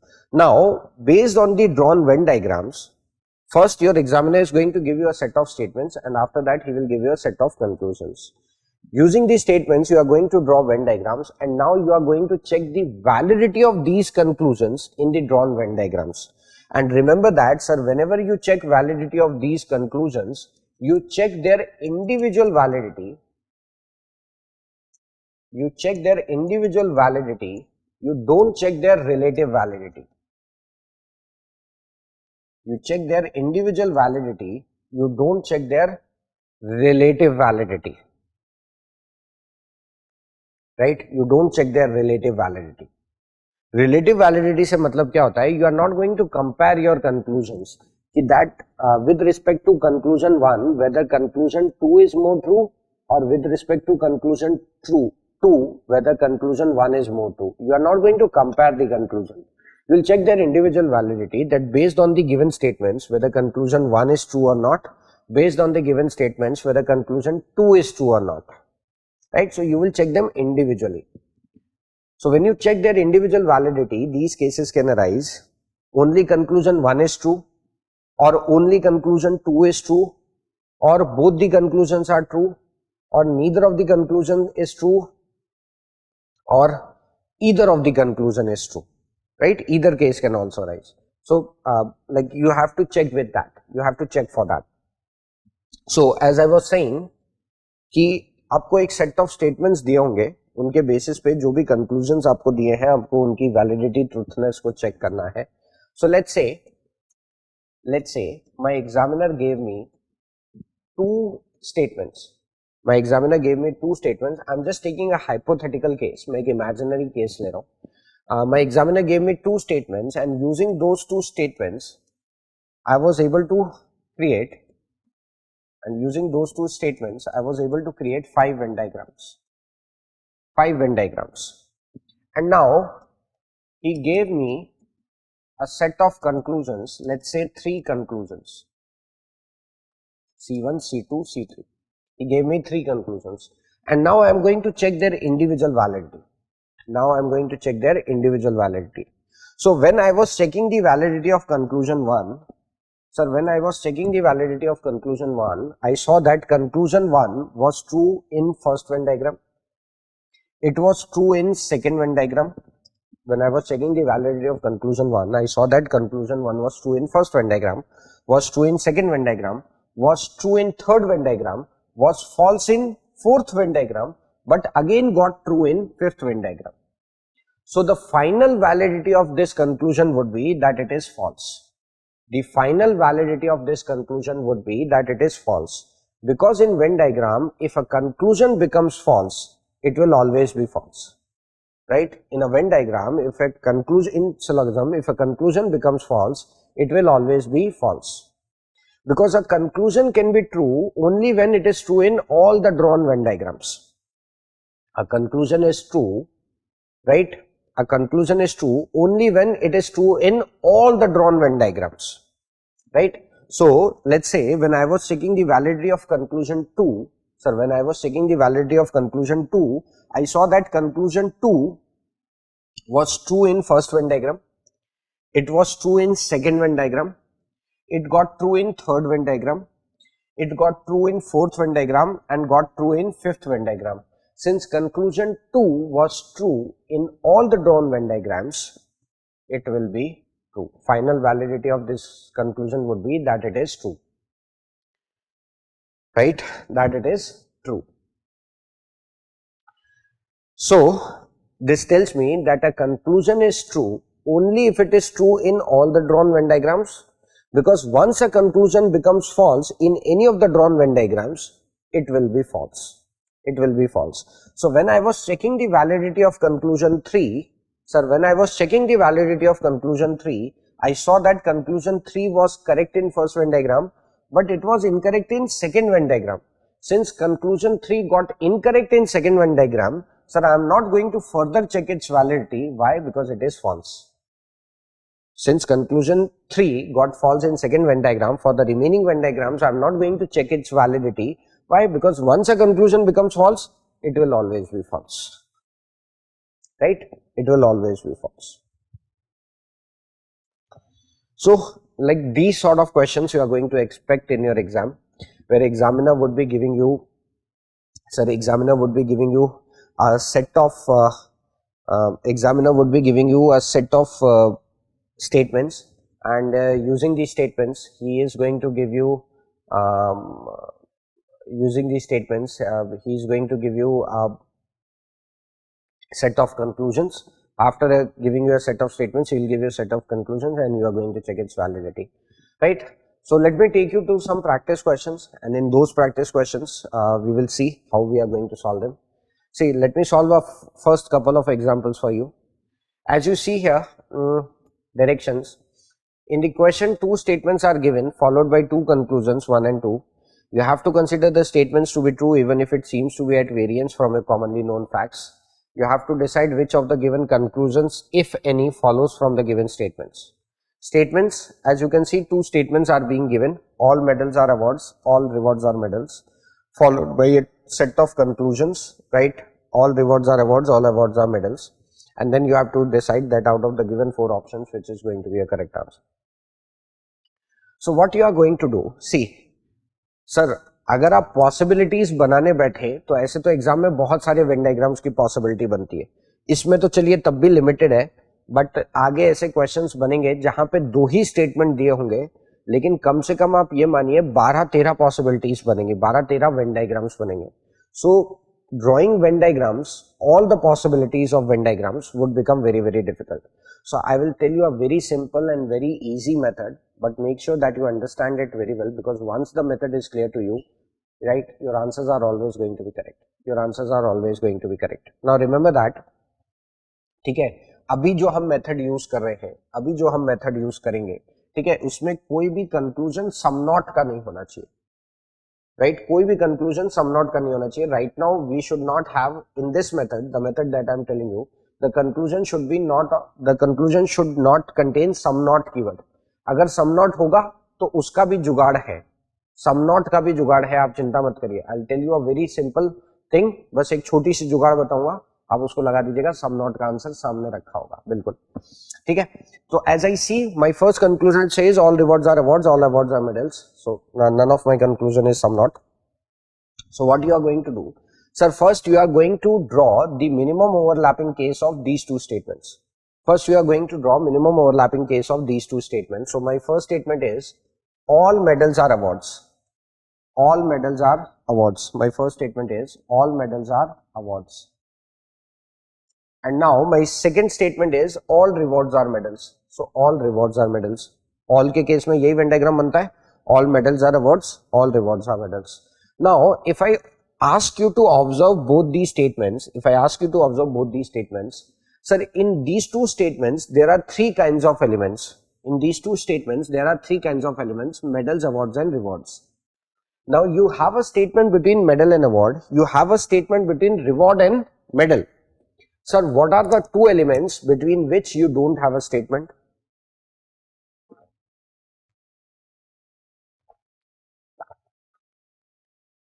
Which are the two elements between which you don't have a statement? Then you will say, sir, we don't have a statement between rewards and awards. We don't have a statement between rewards and awards. And suppose अगर मैं आपको reward और award के बीच में statement बना के को बोलूं, अगर मैं आपको रिवॉर्ड और अवार्ड के बीच में स्टेटमेंट बनाने को बोलूं, तो आप मैक्सिमम कितने स्टेटमेंट बना सकते हैं रिवॉर्ड और अवार्ड के बीच में? आप मैक्सिमम कितने स्टेटमेंट बना सकते हैं रिवॉर्ड और अवार्ड के बीच में? केवल 4, right? All rewards are awards, all rewards are awards, some rewards are awards, some rewards are not awards, and no reward is award. इसके अलावा can you make any fifth statement? Suppose if I ask you to draw a statement between reward and award, as there is no statement given between reward and award. Suppose if I ask you to draw a statement between reward and award, you can think of only 4 statements between reward and award. All rewards are awards, some rewards are awards, some rewards are not awards, and no reward is award. Now, as you drew this Venn diagram, using the minimum overlapping case for both these statements, as you draw this Venn diagram, what is the statement that you can draw from this Venn diagram between reward and award? What statement can you make using this Venn diagram? What statement can you make between reward and award?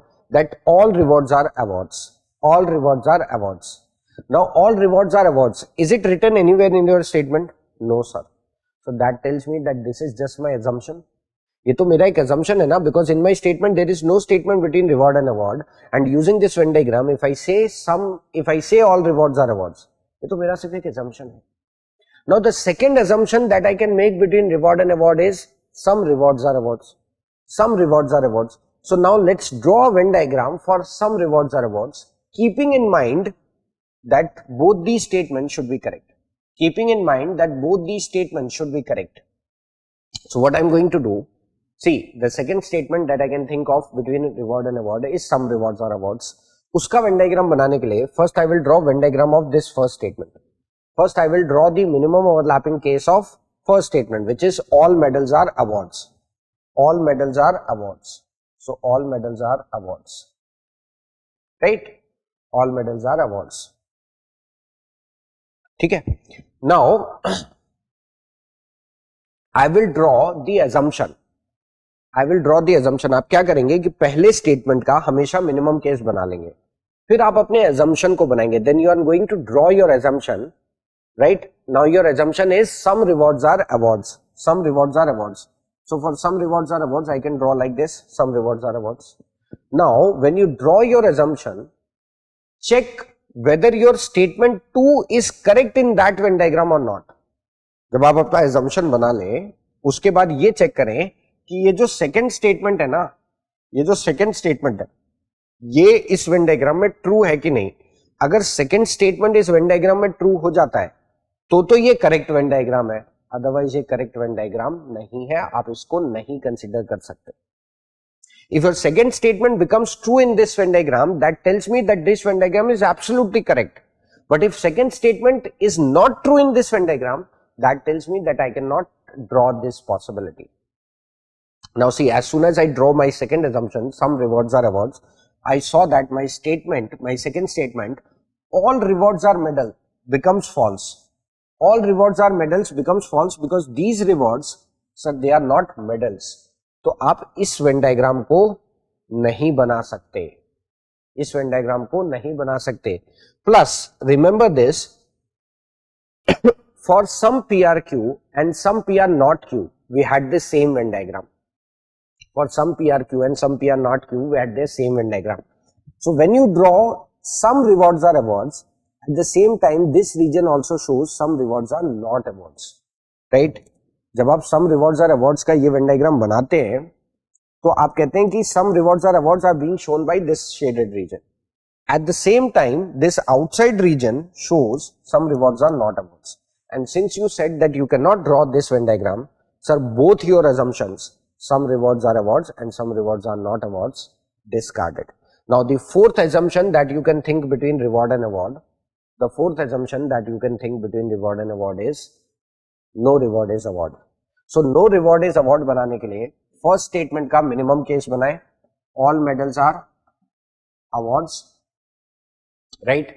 And now draw your assumption, no reward is award, no reward is award. And now check the validity of your second statement. कि second statement इसमें true है या नहीं? All rewards are medals. All rewards are medals. No sir. All rewards are medals because here no rewards are medals. So all rewards are medals नहीं true है. That means I cannot draw this Venn diagram. So this tells me for this syllogism question I can draw only one possibility. For this syllogism question I can draw only one possibility. And if a conclusion becomes true here, it will be true. If a conclusion becomes false, it will be false. See, conclusion 1, all rewards are awards. Conclusion 1, all rewards are awards. Here all rewards are awards. This is correct. Circle of rewards is entirely inside awards.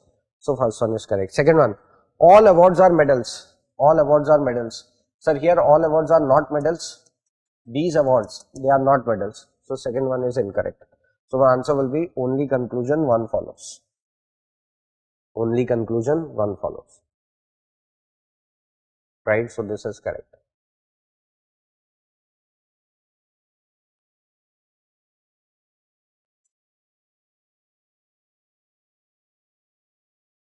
ठीक है, let's take one more example, right? अभी एक दो और करते हैं. Let me explain one or two more, then it will give you a clear idea what you should do. See, my statement, all jungles are tigers, some tigers are horses. Now as I read my conclusion, some tigers are jungles, all horses are jungles. None of my conclusions have a keyword some not. So I'll do this method that I will draw the minimum overlapping case. First I am going to draw minimum overlapping case for both these statements. That says all jungles are tigers, all jungles are tigers, and some tigers are horses, some tigers are horses. Now, as I see these two statements, I can see that there are three different elements in these two statements, jungles, tigers and horses. Now, we do have a statement between jungles and tigers, we do have a statement between tigers and horses, but sir, we don't have a statement between jungle and horses. Now, since I don't have a statement between jungle and horses, sir, if I can think of only 4 statements between jungle and horses. No jungle is horse, some jungles are horse, some jungles are not horse, and all jungles are horse. Can you think of any 5th statement between jungle and horse? No. Right? So these are our assumptions because इनमें से कोई भी statement jungle और horse के बीच में नहीं दे रखा है. So all are our assumptions. Now as I saw this Venn diagram, when I drew the minimum overlapping case for these two statements, I saw a statement which I can draw between jungle and horse. इस Venn diagram से हम jungle और horse के बीच में क्या statement बना सकते हैं? That no jungle is horse. No jungle is horse. ऐसा कहीं दिया तो नहीं है, no jungle is horse. So this is just our assumption. So the assumption that I can think of between jungle and horse would be no jungle is horse. Now the second assumption that I can think between jungle and horse would be some jungles are horse. Some jungles are horse. Right? So to draw some jungles are horse, what we will do, that we will draw the minimum overlapping case of this first statement. First statement का हमेशा minimum case. All jungles are tigers. All jungles are tigers. And now I will draw my assumption. पहले मैं अपना assumption बनाऊंगा. That is some jungles are horses. Some jungles are horses. हमेशा minimum ही draw करना है. हमेशा minimum. ठीक है, जब तक conclusion में sum not नहीं है, हमेशा minimum. जब conclusion में sum not होगा, तब क्या करना है बताऊंगा. Right? So some jungles are horses. And now check the validity of second statement. If second statement becomes true here, then only we can draw this Venn diagram. Right? So my second statement is some tigers are horses. Sir, some tigers are horses. Correct hai? Some tigers are horses. Correct hai? Since statement 2 is true here, this tells me that I can draw this Venn diagram. I can draw this possibility. I can draw this possibility. Now, as you draw this possibility, where you say that this region represents some jungles are horses, then at the same time, sir, this region represents some jungles are not horses.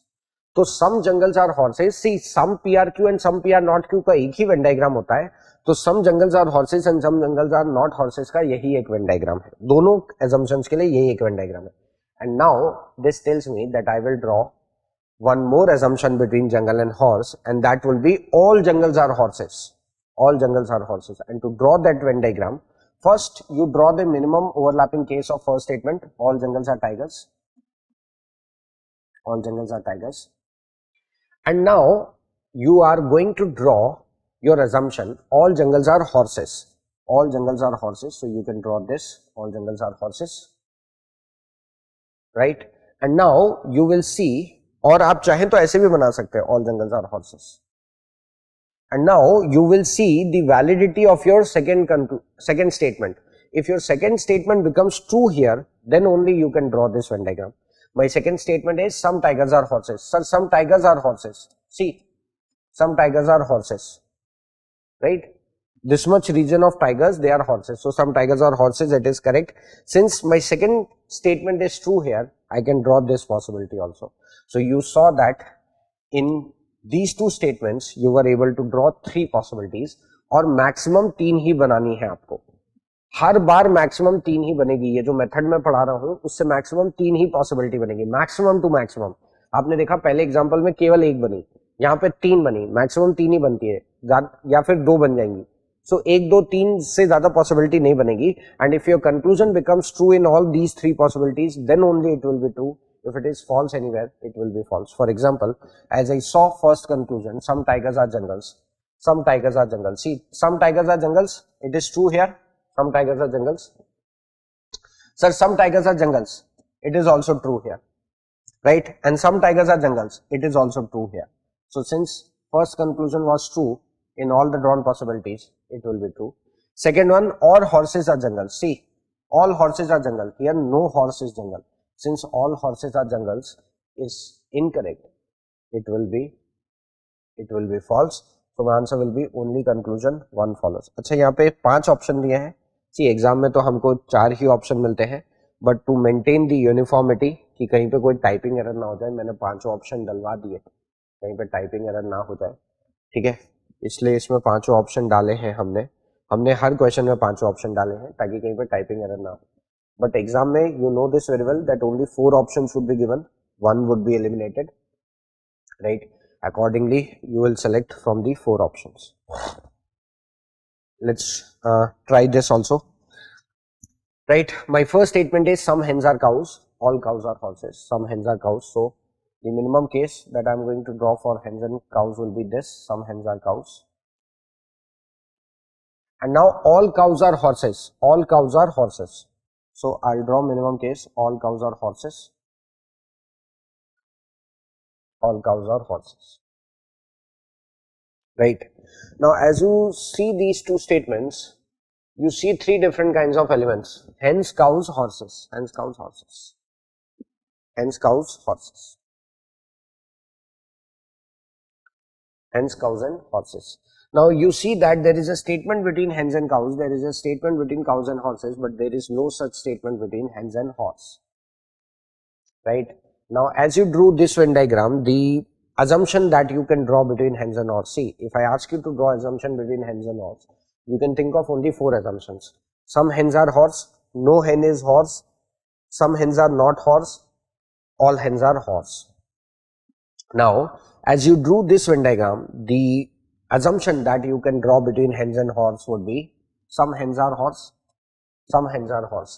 At the same time, you can draw this assumption also: some hens are not horse, because if this shaded region represents some hens are horse, then at the same time this shaded region represents some hens are not horse.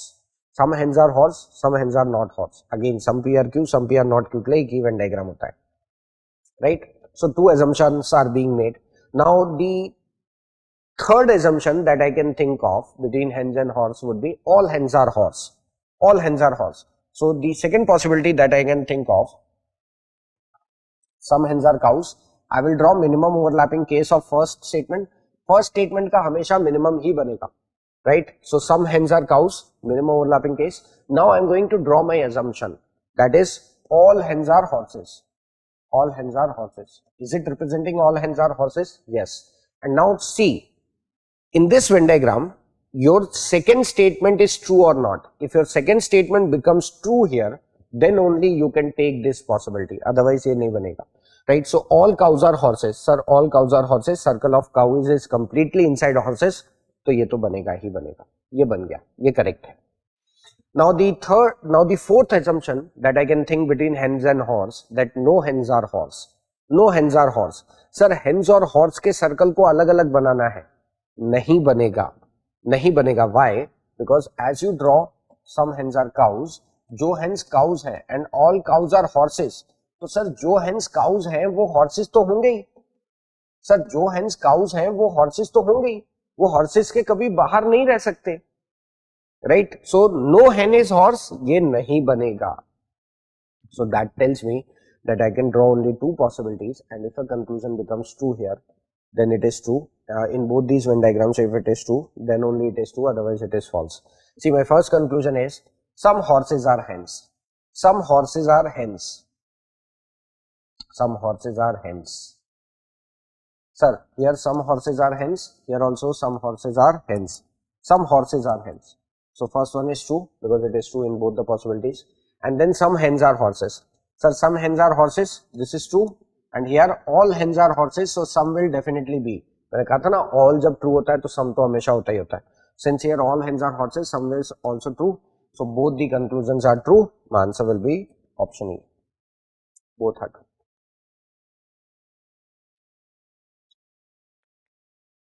Right? And now try this. I will wait for a minute. Try on your own. पहले तो minimum case बनाइए, then वो दो elements ढूंढिए जिनके बीच में कोई statement नहीं है, उनके बीच में एजम्पशंस बनाइए. राइट? फर्स्ट का हमेशा मिनिमम केस, फिर अपना एजम्पशन बनाइए, फिर चेक करिए सेकंड वाला अगर ट्रू हो गया तभी वो बनेगा, अदरवाइज नहीं बनेगा. Try.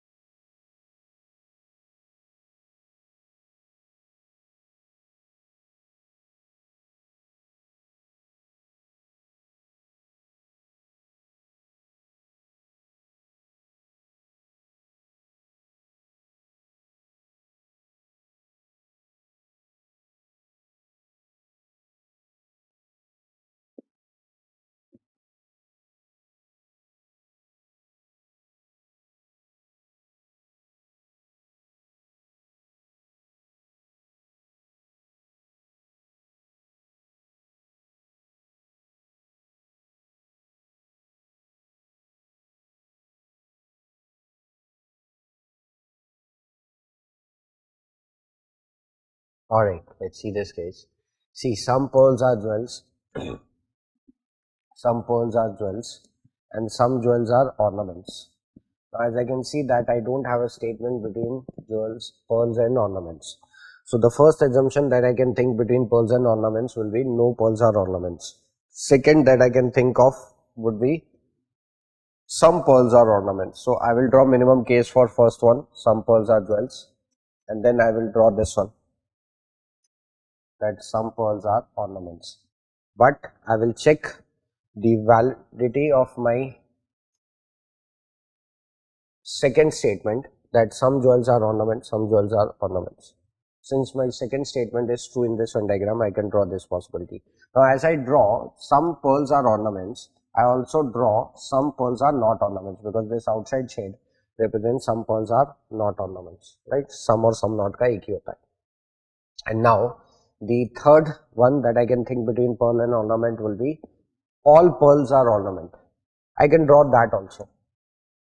See, for minimum case of first one, some pearls are jewels, some pearls are jewels, and now some pearls are jewels, and now all pearls are ornaments.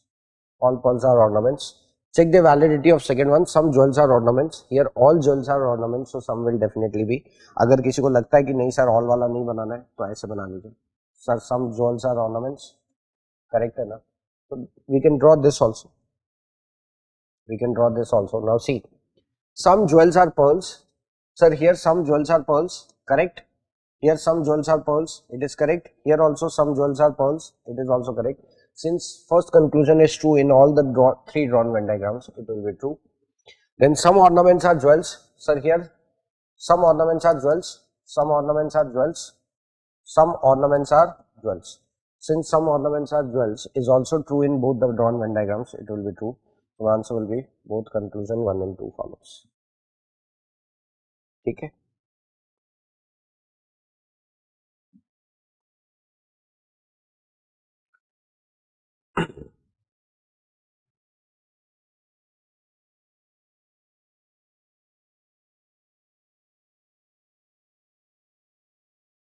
All right.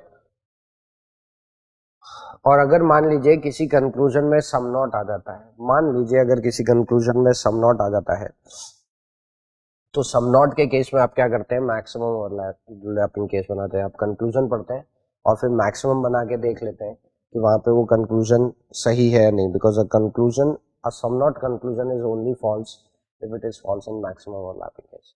तो अगर किसी conclusion में some not लिखा होगा तो उस conclusion का maximum case बना के चेक कर लीजिएगा उस वेन डायग्राम में दोनों स्टेटमेंट सही है कि नहीं. Right, you will get your answer.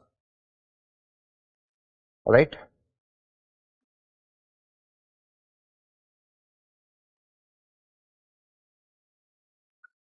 Fine.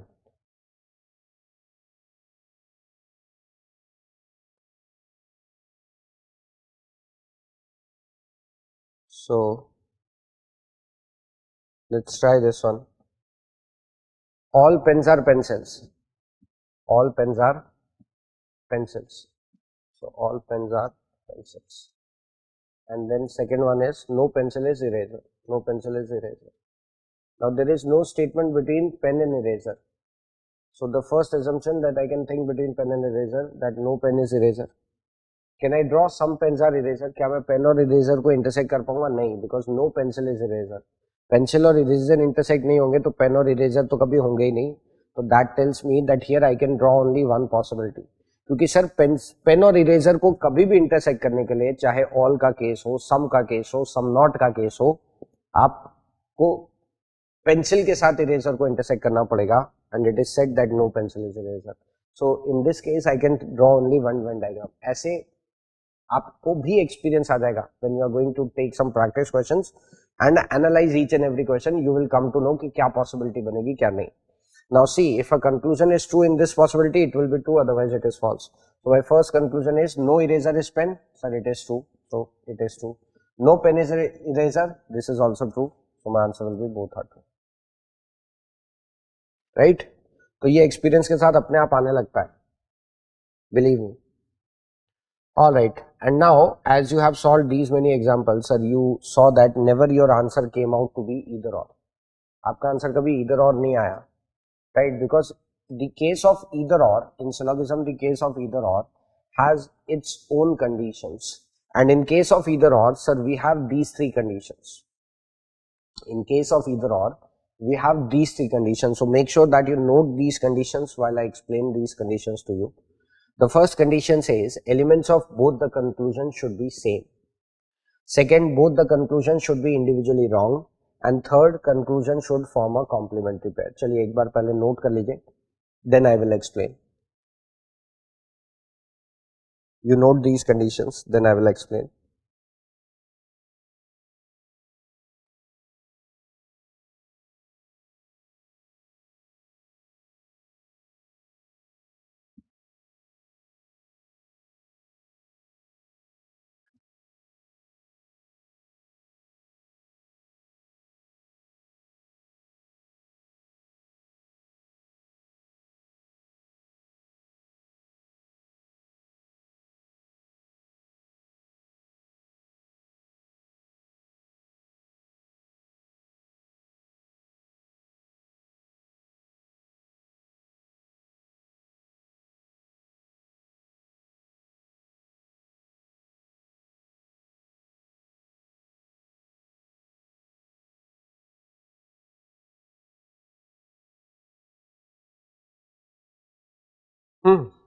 See, my first condition was elements of both the conclusions should be same.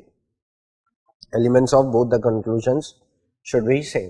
So like if both of my conclusion contains the same set of elements, like if first conclusion contains the elements A and B and second conclusion also contains the elements A and B, then elements of both the conclusions would be same. See, elements same होने चाहिए, order का जरूरी नहीं है. Order of elements मैंने नहीं कहा है, right? Suppose if first conclusion contains elements A and B, but second conclusion contains elements B and A, तो ऑर्डर भले ही अलग हो क्योंकि टाइप ऑफ एलिमेंट सेम है, तो पहली कंडीशन सही होगी, right? I am talking about type of element should be same, not order of element should be same. Order कुछ भी हो सकता है, type of element should be same. Then second condition says both the conclusion should be individually wrong. Second conclusion says both the conclusion should be individually wrong. Both the conclusion should be individually wrong, right? Like when I'm going to check the validity of these conclusions, we check the validity of these conclusions individually, and like individually they should be false. Then third condition is conclusion should form a complementary pair. Now this is something new. ये तो हमको पता है कि element same कैसे होने चाहिए, ये भी हमको पता है कि कंक्लूजन से इंडिविजुअल वैलिडिटी चेक करते हैं, तो जब भी फॉल्स आएंगे तो इंडिविजुअली फॉल्स ही आएंगे. But ये क्या है? That conclusion should form a complementary pair. So in syllogism, so there are three complementary pairs, right? First complementary pair is some and some not. Second complementary pair is some and no, and third complementary pair is all and some not. See, if one of your conclusions starts with keyword some and the other conclusion starts with some not. See, I am saying one and the other. Sir, one and the other does not define order. Right मैं first और second नहीं कह रहा हूं, first और second में order define हो जाता है, लेकिन one and the other does not define the order, right? So if one of my conclusion starts with keyword some and the other starts with keyword some not, it becomes a complementary pair. Example अगर मैं आपको दूं तो some A are B, suppose if one conclusion is some A are B and the other is some A are not B, it is a complementary pair. It is a complementary pair. Now sum not can be your first conclusion also. This can become your first conclusion also, right? Similarly, like if I have like if one of my conclusions starts with keyword sum and the other starts with no, it becomes a complementary pair. Again I am saying one and other, I am not defining the order. किसी में भी order define नहीं है, right? For example, if one of my conclusion is some A R B and the other is some A are not B, sorry, no A is B and the other is no A is B, then it is a complementary pair. And now third says all plus some not. Third says all plus some not. If one of our conclusion is all A are B and the other is some A are not B, some A are not B, then also it is a complementary pair. Then also it is a complementary, right? It is also a complementary pair, right? All plus some not.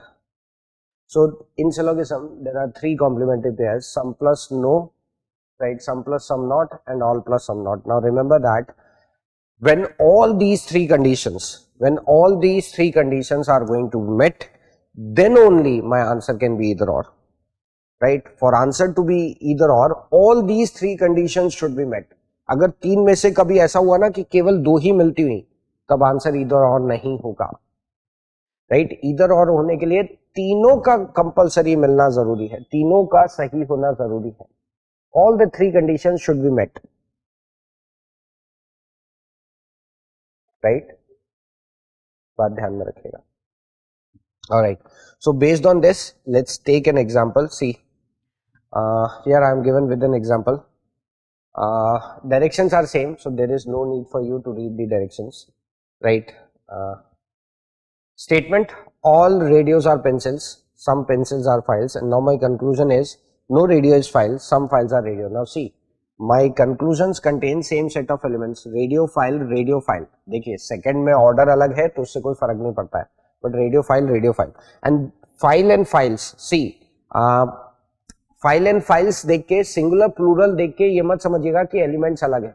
Singular plural से कोई मतलब नहीं है यहाँ पे, right? Singular और plural को देख के एक कंफ्यूज मत होइएगा कि मतलब अलग है, नहीं, एलिमेंट सेम ही है, राइट, सिंगुलर फॉर्म और प्लूरल फॉर्म के वजह से अलग अलग उसको मत समझिएगा. Now as you can see your conclusion contains same set of elements, radio, file radio. So first condition of either or is met, that elements of both the conclusions are same.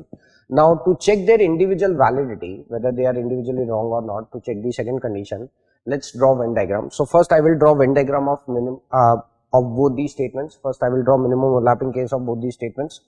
All radios are pencil. All radios are pencil, and some pencils are files. Some pencils are files. Now as I can see here, there is no statement between radio and file. So the assumption that I can draw between radio and file, अब तो आपको समझ में आने लगा ना कि जिन दो एलिमेंट्स के बीच में स्टेटमेंट नहीं है, पॉसिबिलिटी वही बनाएंगे. So the assumption that I can draw from this Venn diagram between radio and file would be no radio or file, no radio and file, no radio or file. Now the second assumption that I can think of between radio and file would be some radios are file, right? Then third will be some radios are not file. Fourth will be all radios are file. तो एक एक करके Venn diagram बना लेते हैं, right? So the second assumption that I am drawing is some radios are files. Some radios are files. To draw that, first I will draw minimum overlapping case of first statement. All radios are pencils. All radios are pencils. ठीक है? All radios are pencils. Now I am going to draw my assumption, that is some radios are files. Now I am going to draw my assumption, that is some radios are files. Alright, and now I will check whether my second statement is true or not. In this Venn diagram, if second statement becomes true, then only I can draw this possibility, I can count this possibility. So my second statement says some pencils are files. Now see here, some pencils are files, it is correct. Since second statement is correct, we can draw this possibility. Now I can draw other possibility also, but I am not going to draw that. Why? एक तीसरी और बना सकता हूँ, क्योंकि ये तो some radios are files and some radios are not files, दोनों को दिखा रहा है. But I can draw the third one also, but I am not going to draw, because मैंने कंक्लूजन्स पढ़ रखे हैं और मुझे पता पड़ रहा है कि दोनों कंक्लूजन्स यहाँ पे गलत हो गए, तो मैं थर्ड पॉसिबिलिटी अब नहीं बना रहा. ठीक है, अब इतने क्वेश्चंस के बाद इतना एनालिटिकल स्किल तो आ गया है कि यहाँ पे दोनों कंक्लूजन गलत हो गए, तो क्यों थर्ड वाली बनाऊं. तो देखिए यहाँ पर, if now if I check the validity of both these conclusions, right, no radio is file. See, no radio is file, no radio is file is correct here, but no radio is file is incorrect here, because here some radios are files. So conclusion 2 is false in second Venn diagram, so it will always be false, because once a conclusion is false, it is always false. Now second one is some files are radio. Second one is some files are radio. Now here I see that some files are radio, this is correct, but in this Venn diagram some files are not radio. Here no file is radio. So second conclusion becomes false in first Venn diagram, and once a conclusion is false, it is always false. Once a conclusion is false, it is always false. Now you saw that both your conclusion became false. See, first condition was elements should be same, that was met. Second condition, that both the conclusion should be individually false, that is also met, right? And now check for the third condition, that conclusion should form a complementary pair. Now as you can see, one of your conclusions starts with keyword no, the other starts with some, so it becomes a complementary pair. It becomes a complementary pair. Since all the three conditions of either or is met, my answer will be either conclusion 1 or 2 follows. Either conclusion 1 or 2 follows.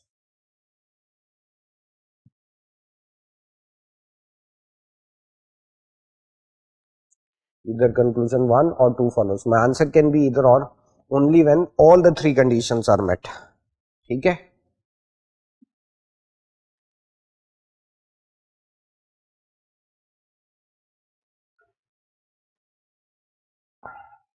Try this.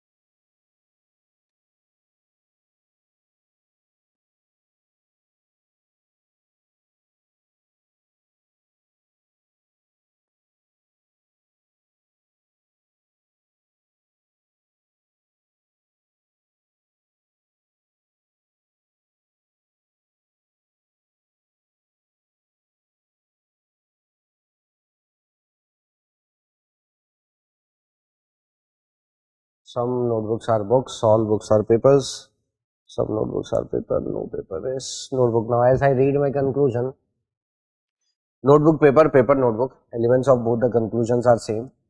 That means first condition of either or is met, right? To check the second condition whether the conclusions are individually false or not, I will draw the Venn diagrams. So I am going to draw minimum overlap in case of this. Some notebooks are books, some notebooks are books, and then all books are papers, all books are papers. Now as I can see here, I don't have a statement between notebook and paper. I don't have a statement between notebook and paper. But the assumption that I can draw between notebook and paper would be some notebooks are papers as well as some notebooks are not papers. This Venn diagram gives me two assumptions between notebooks and papers. This region represents some notebooks are paper. At the same time, this region represents some notebooks are not papers. Now the third assumption that I can draw between notebook and paper would be all notebooks are papers. So draw the minimum case of first statement, some notebooks are books, right? Then draw your assumption, all notebooks are papers, and check the validity of second one. Check the validity of second one. If second one becomes true here, then only it is true. All books are papers. Sir, all books are papers. That means you can draw this possibility. Now, can you think of the third one? No book is paper. No, sir. No notebook is paper. No notebook is paper nahi banega, because those notebooks who are already books are definitely going to be papers, because all books are papers. All books are papers. So those notebooks which are already books are definitely going to be papers. जो notebooks पहले से ही books हो गई, वो papers तो जरूर होंगी ना, वो papers तो जरूर होंगी. So you cannot draw notebooks and papers separately. That is not going to be possible. Right? So now let's check the validity of these conclusions. Some notebooks are papers. So some notebooks are papers. It is correct. And now here all notebooks are papers. Since all notebooks are papers, that tells me that some notebooks are definitely papers. So if all notebooks are papers, this tells me that some notebooks are definitely papers. So first one to correct ho gaya, because first one is correct in all the drawn possibilities, all the drawn Venn diagrams. ठीक है, तो answer इधर और नहीं होगा. आप में से कईयों ने क्या किया होगा, मैं आपको बताता हूँ. आप में से कईयों ने क्या किया है कि सर एलिमेंट सेम है, एक सम से है एक नो से है, तो कॉम्प्लीमेंट्री पेयर भी है, तो सेकंड कंडीशन भी बनती होगी, क्योंकि आप इधर और पढ़ा रहे हो, तो जाहिर सी बात है आंसर इधर और ही होना चाहिए. Right, that's what some of you thought, but check, always check. Right, and now second one, no paper is a notebook. So no paper is a notebook. It is incorrect because here some papers are notebooks. So this one is incorrect. So my answer will be only conclusion one follows. My answer will be only conclusion one follows. Right. So क्या सीखा यहाँ से? That don't take too much shortcuts. Right. Don't take too much shortcuts. Otherwise ऐसी गलती होगी फिर. Please understand this. Alright, sir. Fine. So try this one.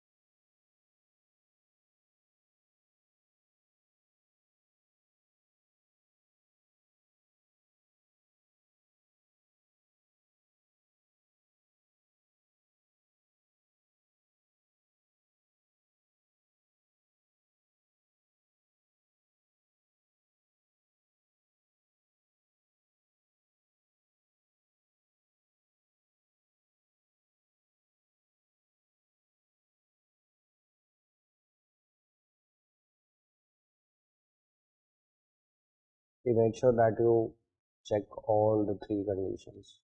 The answer will be either or only when all the three conditions are met. Otherwise, you can't say that your answer is either or. All the three conditions should be properly met.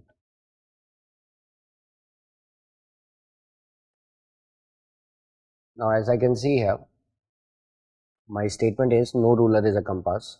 Second statement is no ruler is a pen. My conclusions are no pen is a compass, some pens are compasses. Now see, elements of both the conclusion, pen, compass, they are same, right? So first condition of either or is met.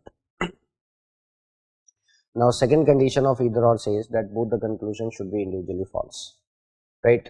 For that we need Venn diagram. So let's draw Venn diagram using both these statements. Let's draw the minimum overlapping case first. So no ruler is a compass, no ruler is a compass, and then no ruler is a pen. No ruler is a compass, no ruler is a pen, right? No ruler is a compass, no ruler is a pen. So you can draw this, right? No ruler is a compass, no ruler is a pen. Now, as you can see here, there is a statement between ruler, compass, ruler, pen, but there is no statement between pen and compass. So, like the first statement that I can make between pen and compass, the first assumption that I can see from this Venn diagram would be no pen is compass. No pen is compass. Now, can I draw other possibility also? I can draw this possibility also. No ruler is. Achha. I can draw this assumption also that some pens are compass. The first assumption that I can see between pen and compass would be no pen is compass. The second assumption that I can think of between pen and compass would be some pens are compass. Right? Some pens are compass. And to draw some pens are compass, sir, first I will draw minimum case of first statement, that is no ruler is compass. And now I am going to draw my assumption that some compass are pen. Keeping in mind that my second statement becomes true here. My second statement says no ruler is pen. Sir, ruler and pen, they are not intersecting. So this tells me that I can draw this possibility. This tells me that I can draw this possibility. Right? And now I can think of other possibility also that all compasses are pen, because यहाँ पर तो some compass are pen as well as some compass are not pens. Both are there.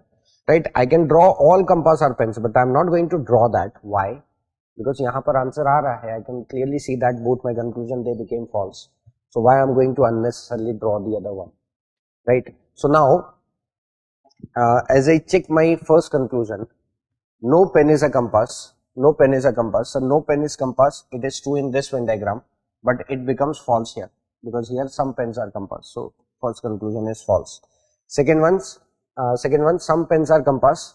Some pens are compass. It is true here, but as I can see here, some pens are compass. It is false because here no pens are compass. So that is false. So as you can see, both the conclusions are individually false. Both the conclusions are individually false. So two conditions of either or are met. Elements are same. Both the conclusions are individually formed. And now if third condition is also met, that the conclusions forms a complementary pair, then it becomes a perfect either or case. Now see, one conclusion started with keyword some, the other started with no. Since the conclusions are forming a complementary pair, sir, my answer will be either conclusion 1 or 2 follows. Sir, please remember this. You can only answer either or when all the three conditions are met. अब किसी के दिमाग में अगर ये doubt हो कि sir मान लो एलिमेंट सेम है, मान लो दोनों कंक्लूजन्स इंडिविजुअली गलत थे, बट कॉम्प्लीमेंट्री पेयर नहीं बना, तो उस केस में आंसर नीदर नॉर. उस केस में answer neither nor. If elements are same, conclusions were individually false, both the conclusions were individually false, but they were not forming a complementary pair, then your answer will be neither nor. In that case, your answer will be neither nor. Remember this. ठीक है? चलिए, solve this one also and then we will call it off. Right? Then we will finish today's class.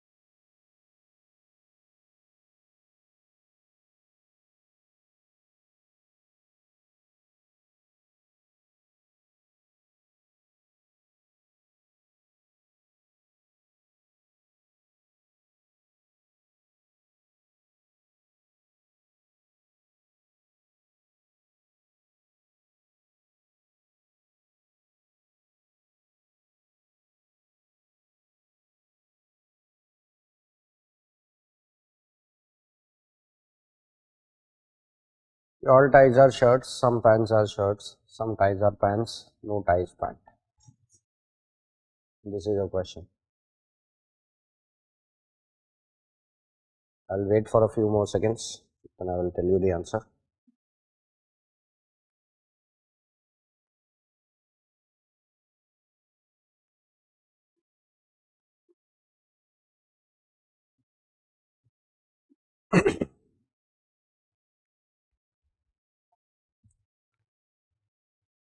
Alright, as I see here, sir, elements of both the conclusions are same, tie pant, tie pant. That means first condition of either or is met. Now, to check the second condition that both the conclusions are individually false, let's draw the Venn diagram. So, let's first draw the minimum overlapping case of both these statements. Right, so my first statement is all ties are shirts. The first statement is all ties are shirts.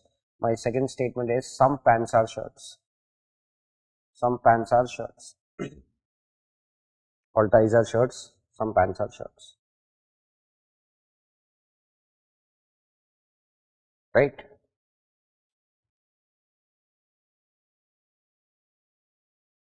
All ties are shirts, some pants are shirts.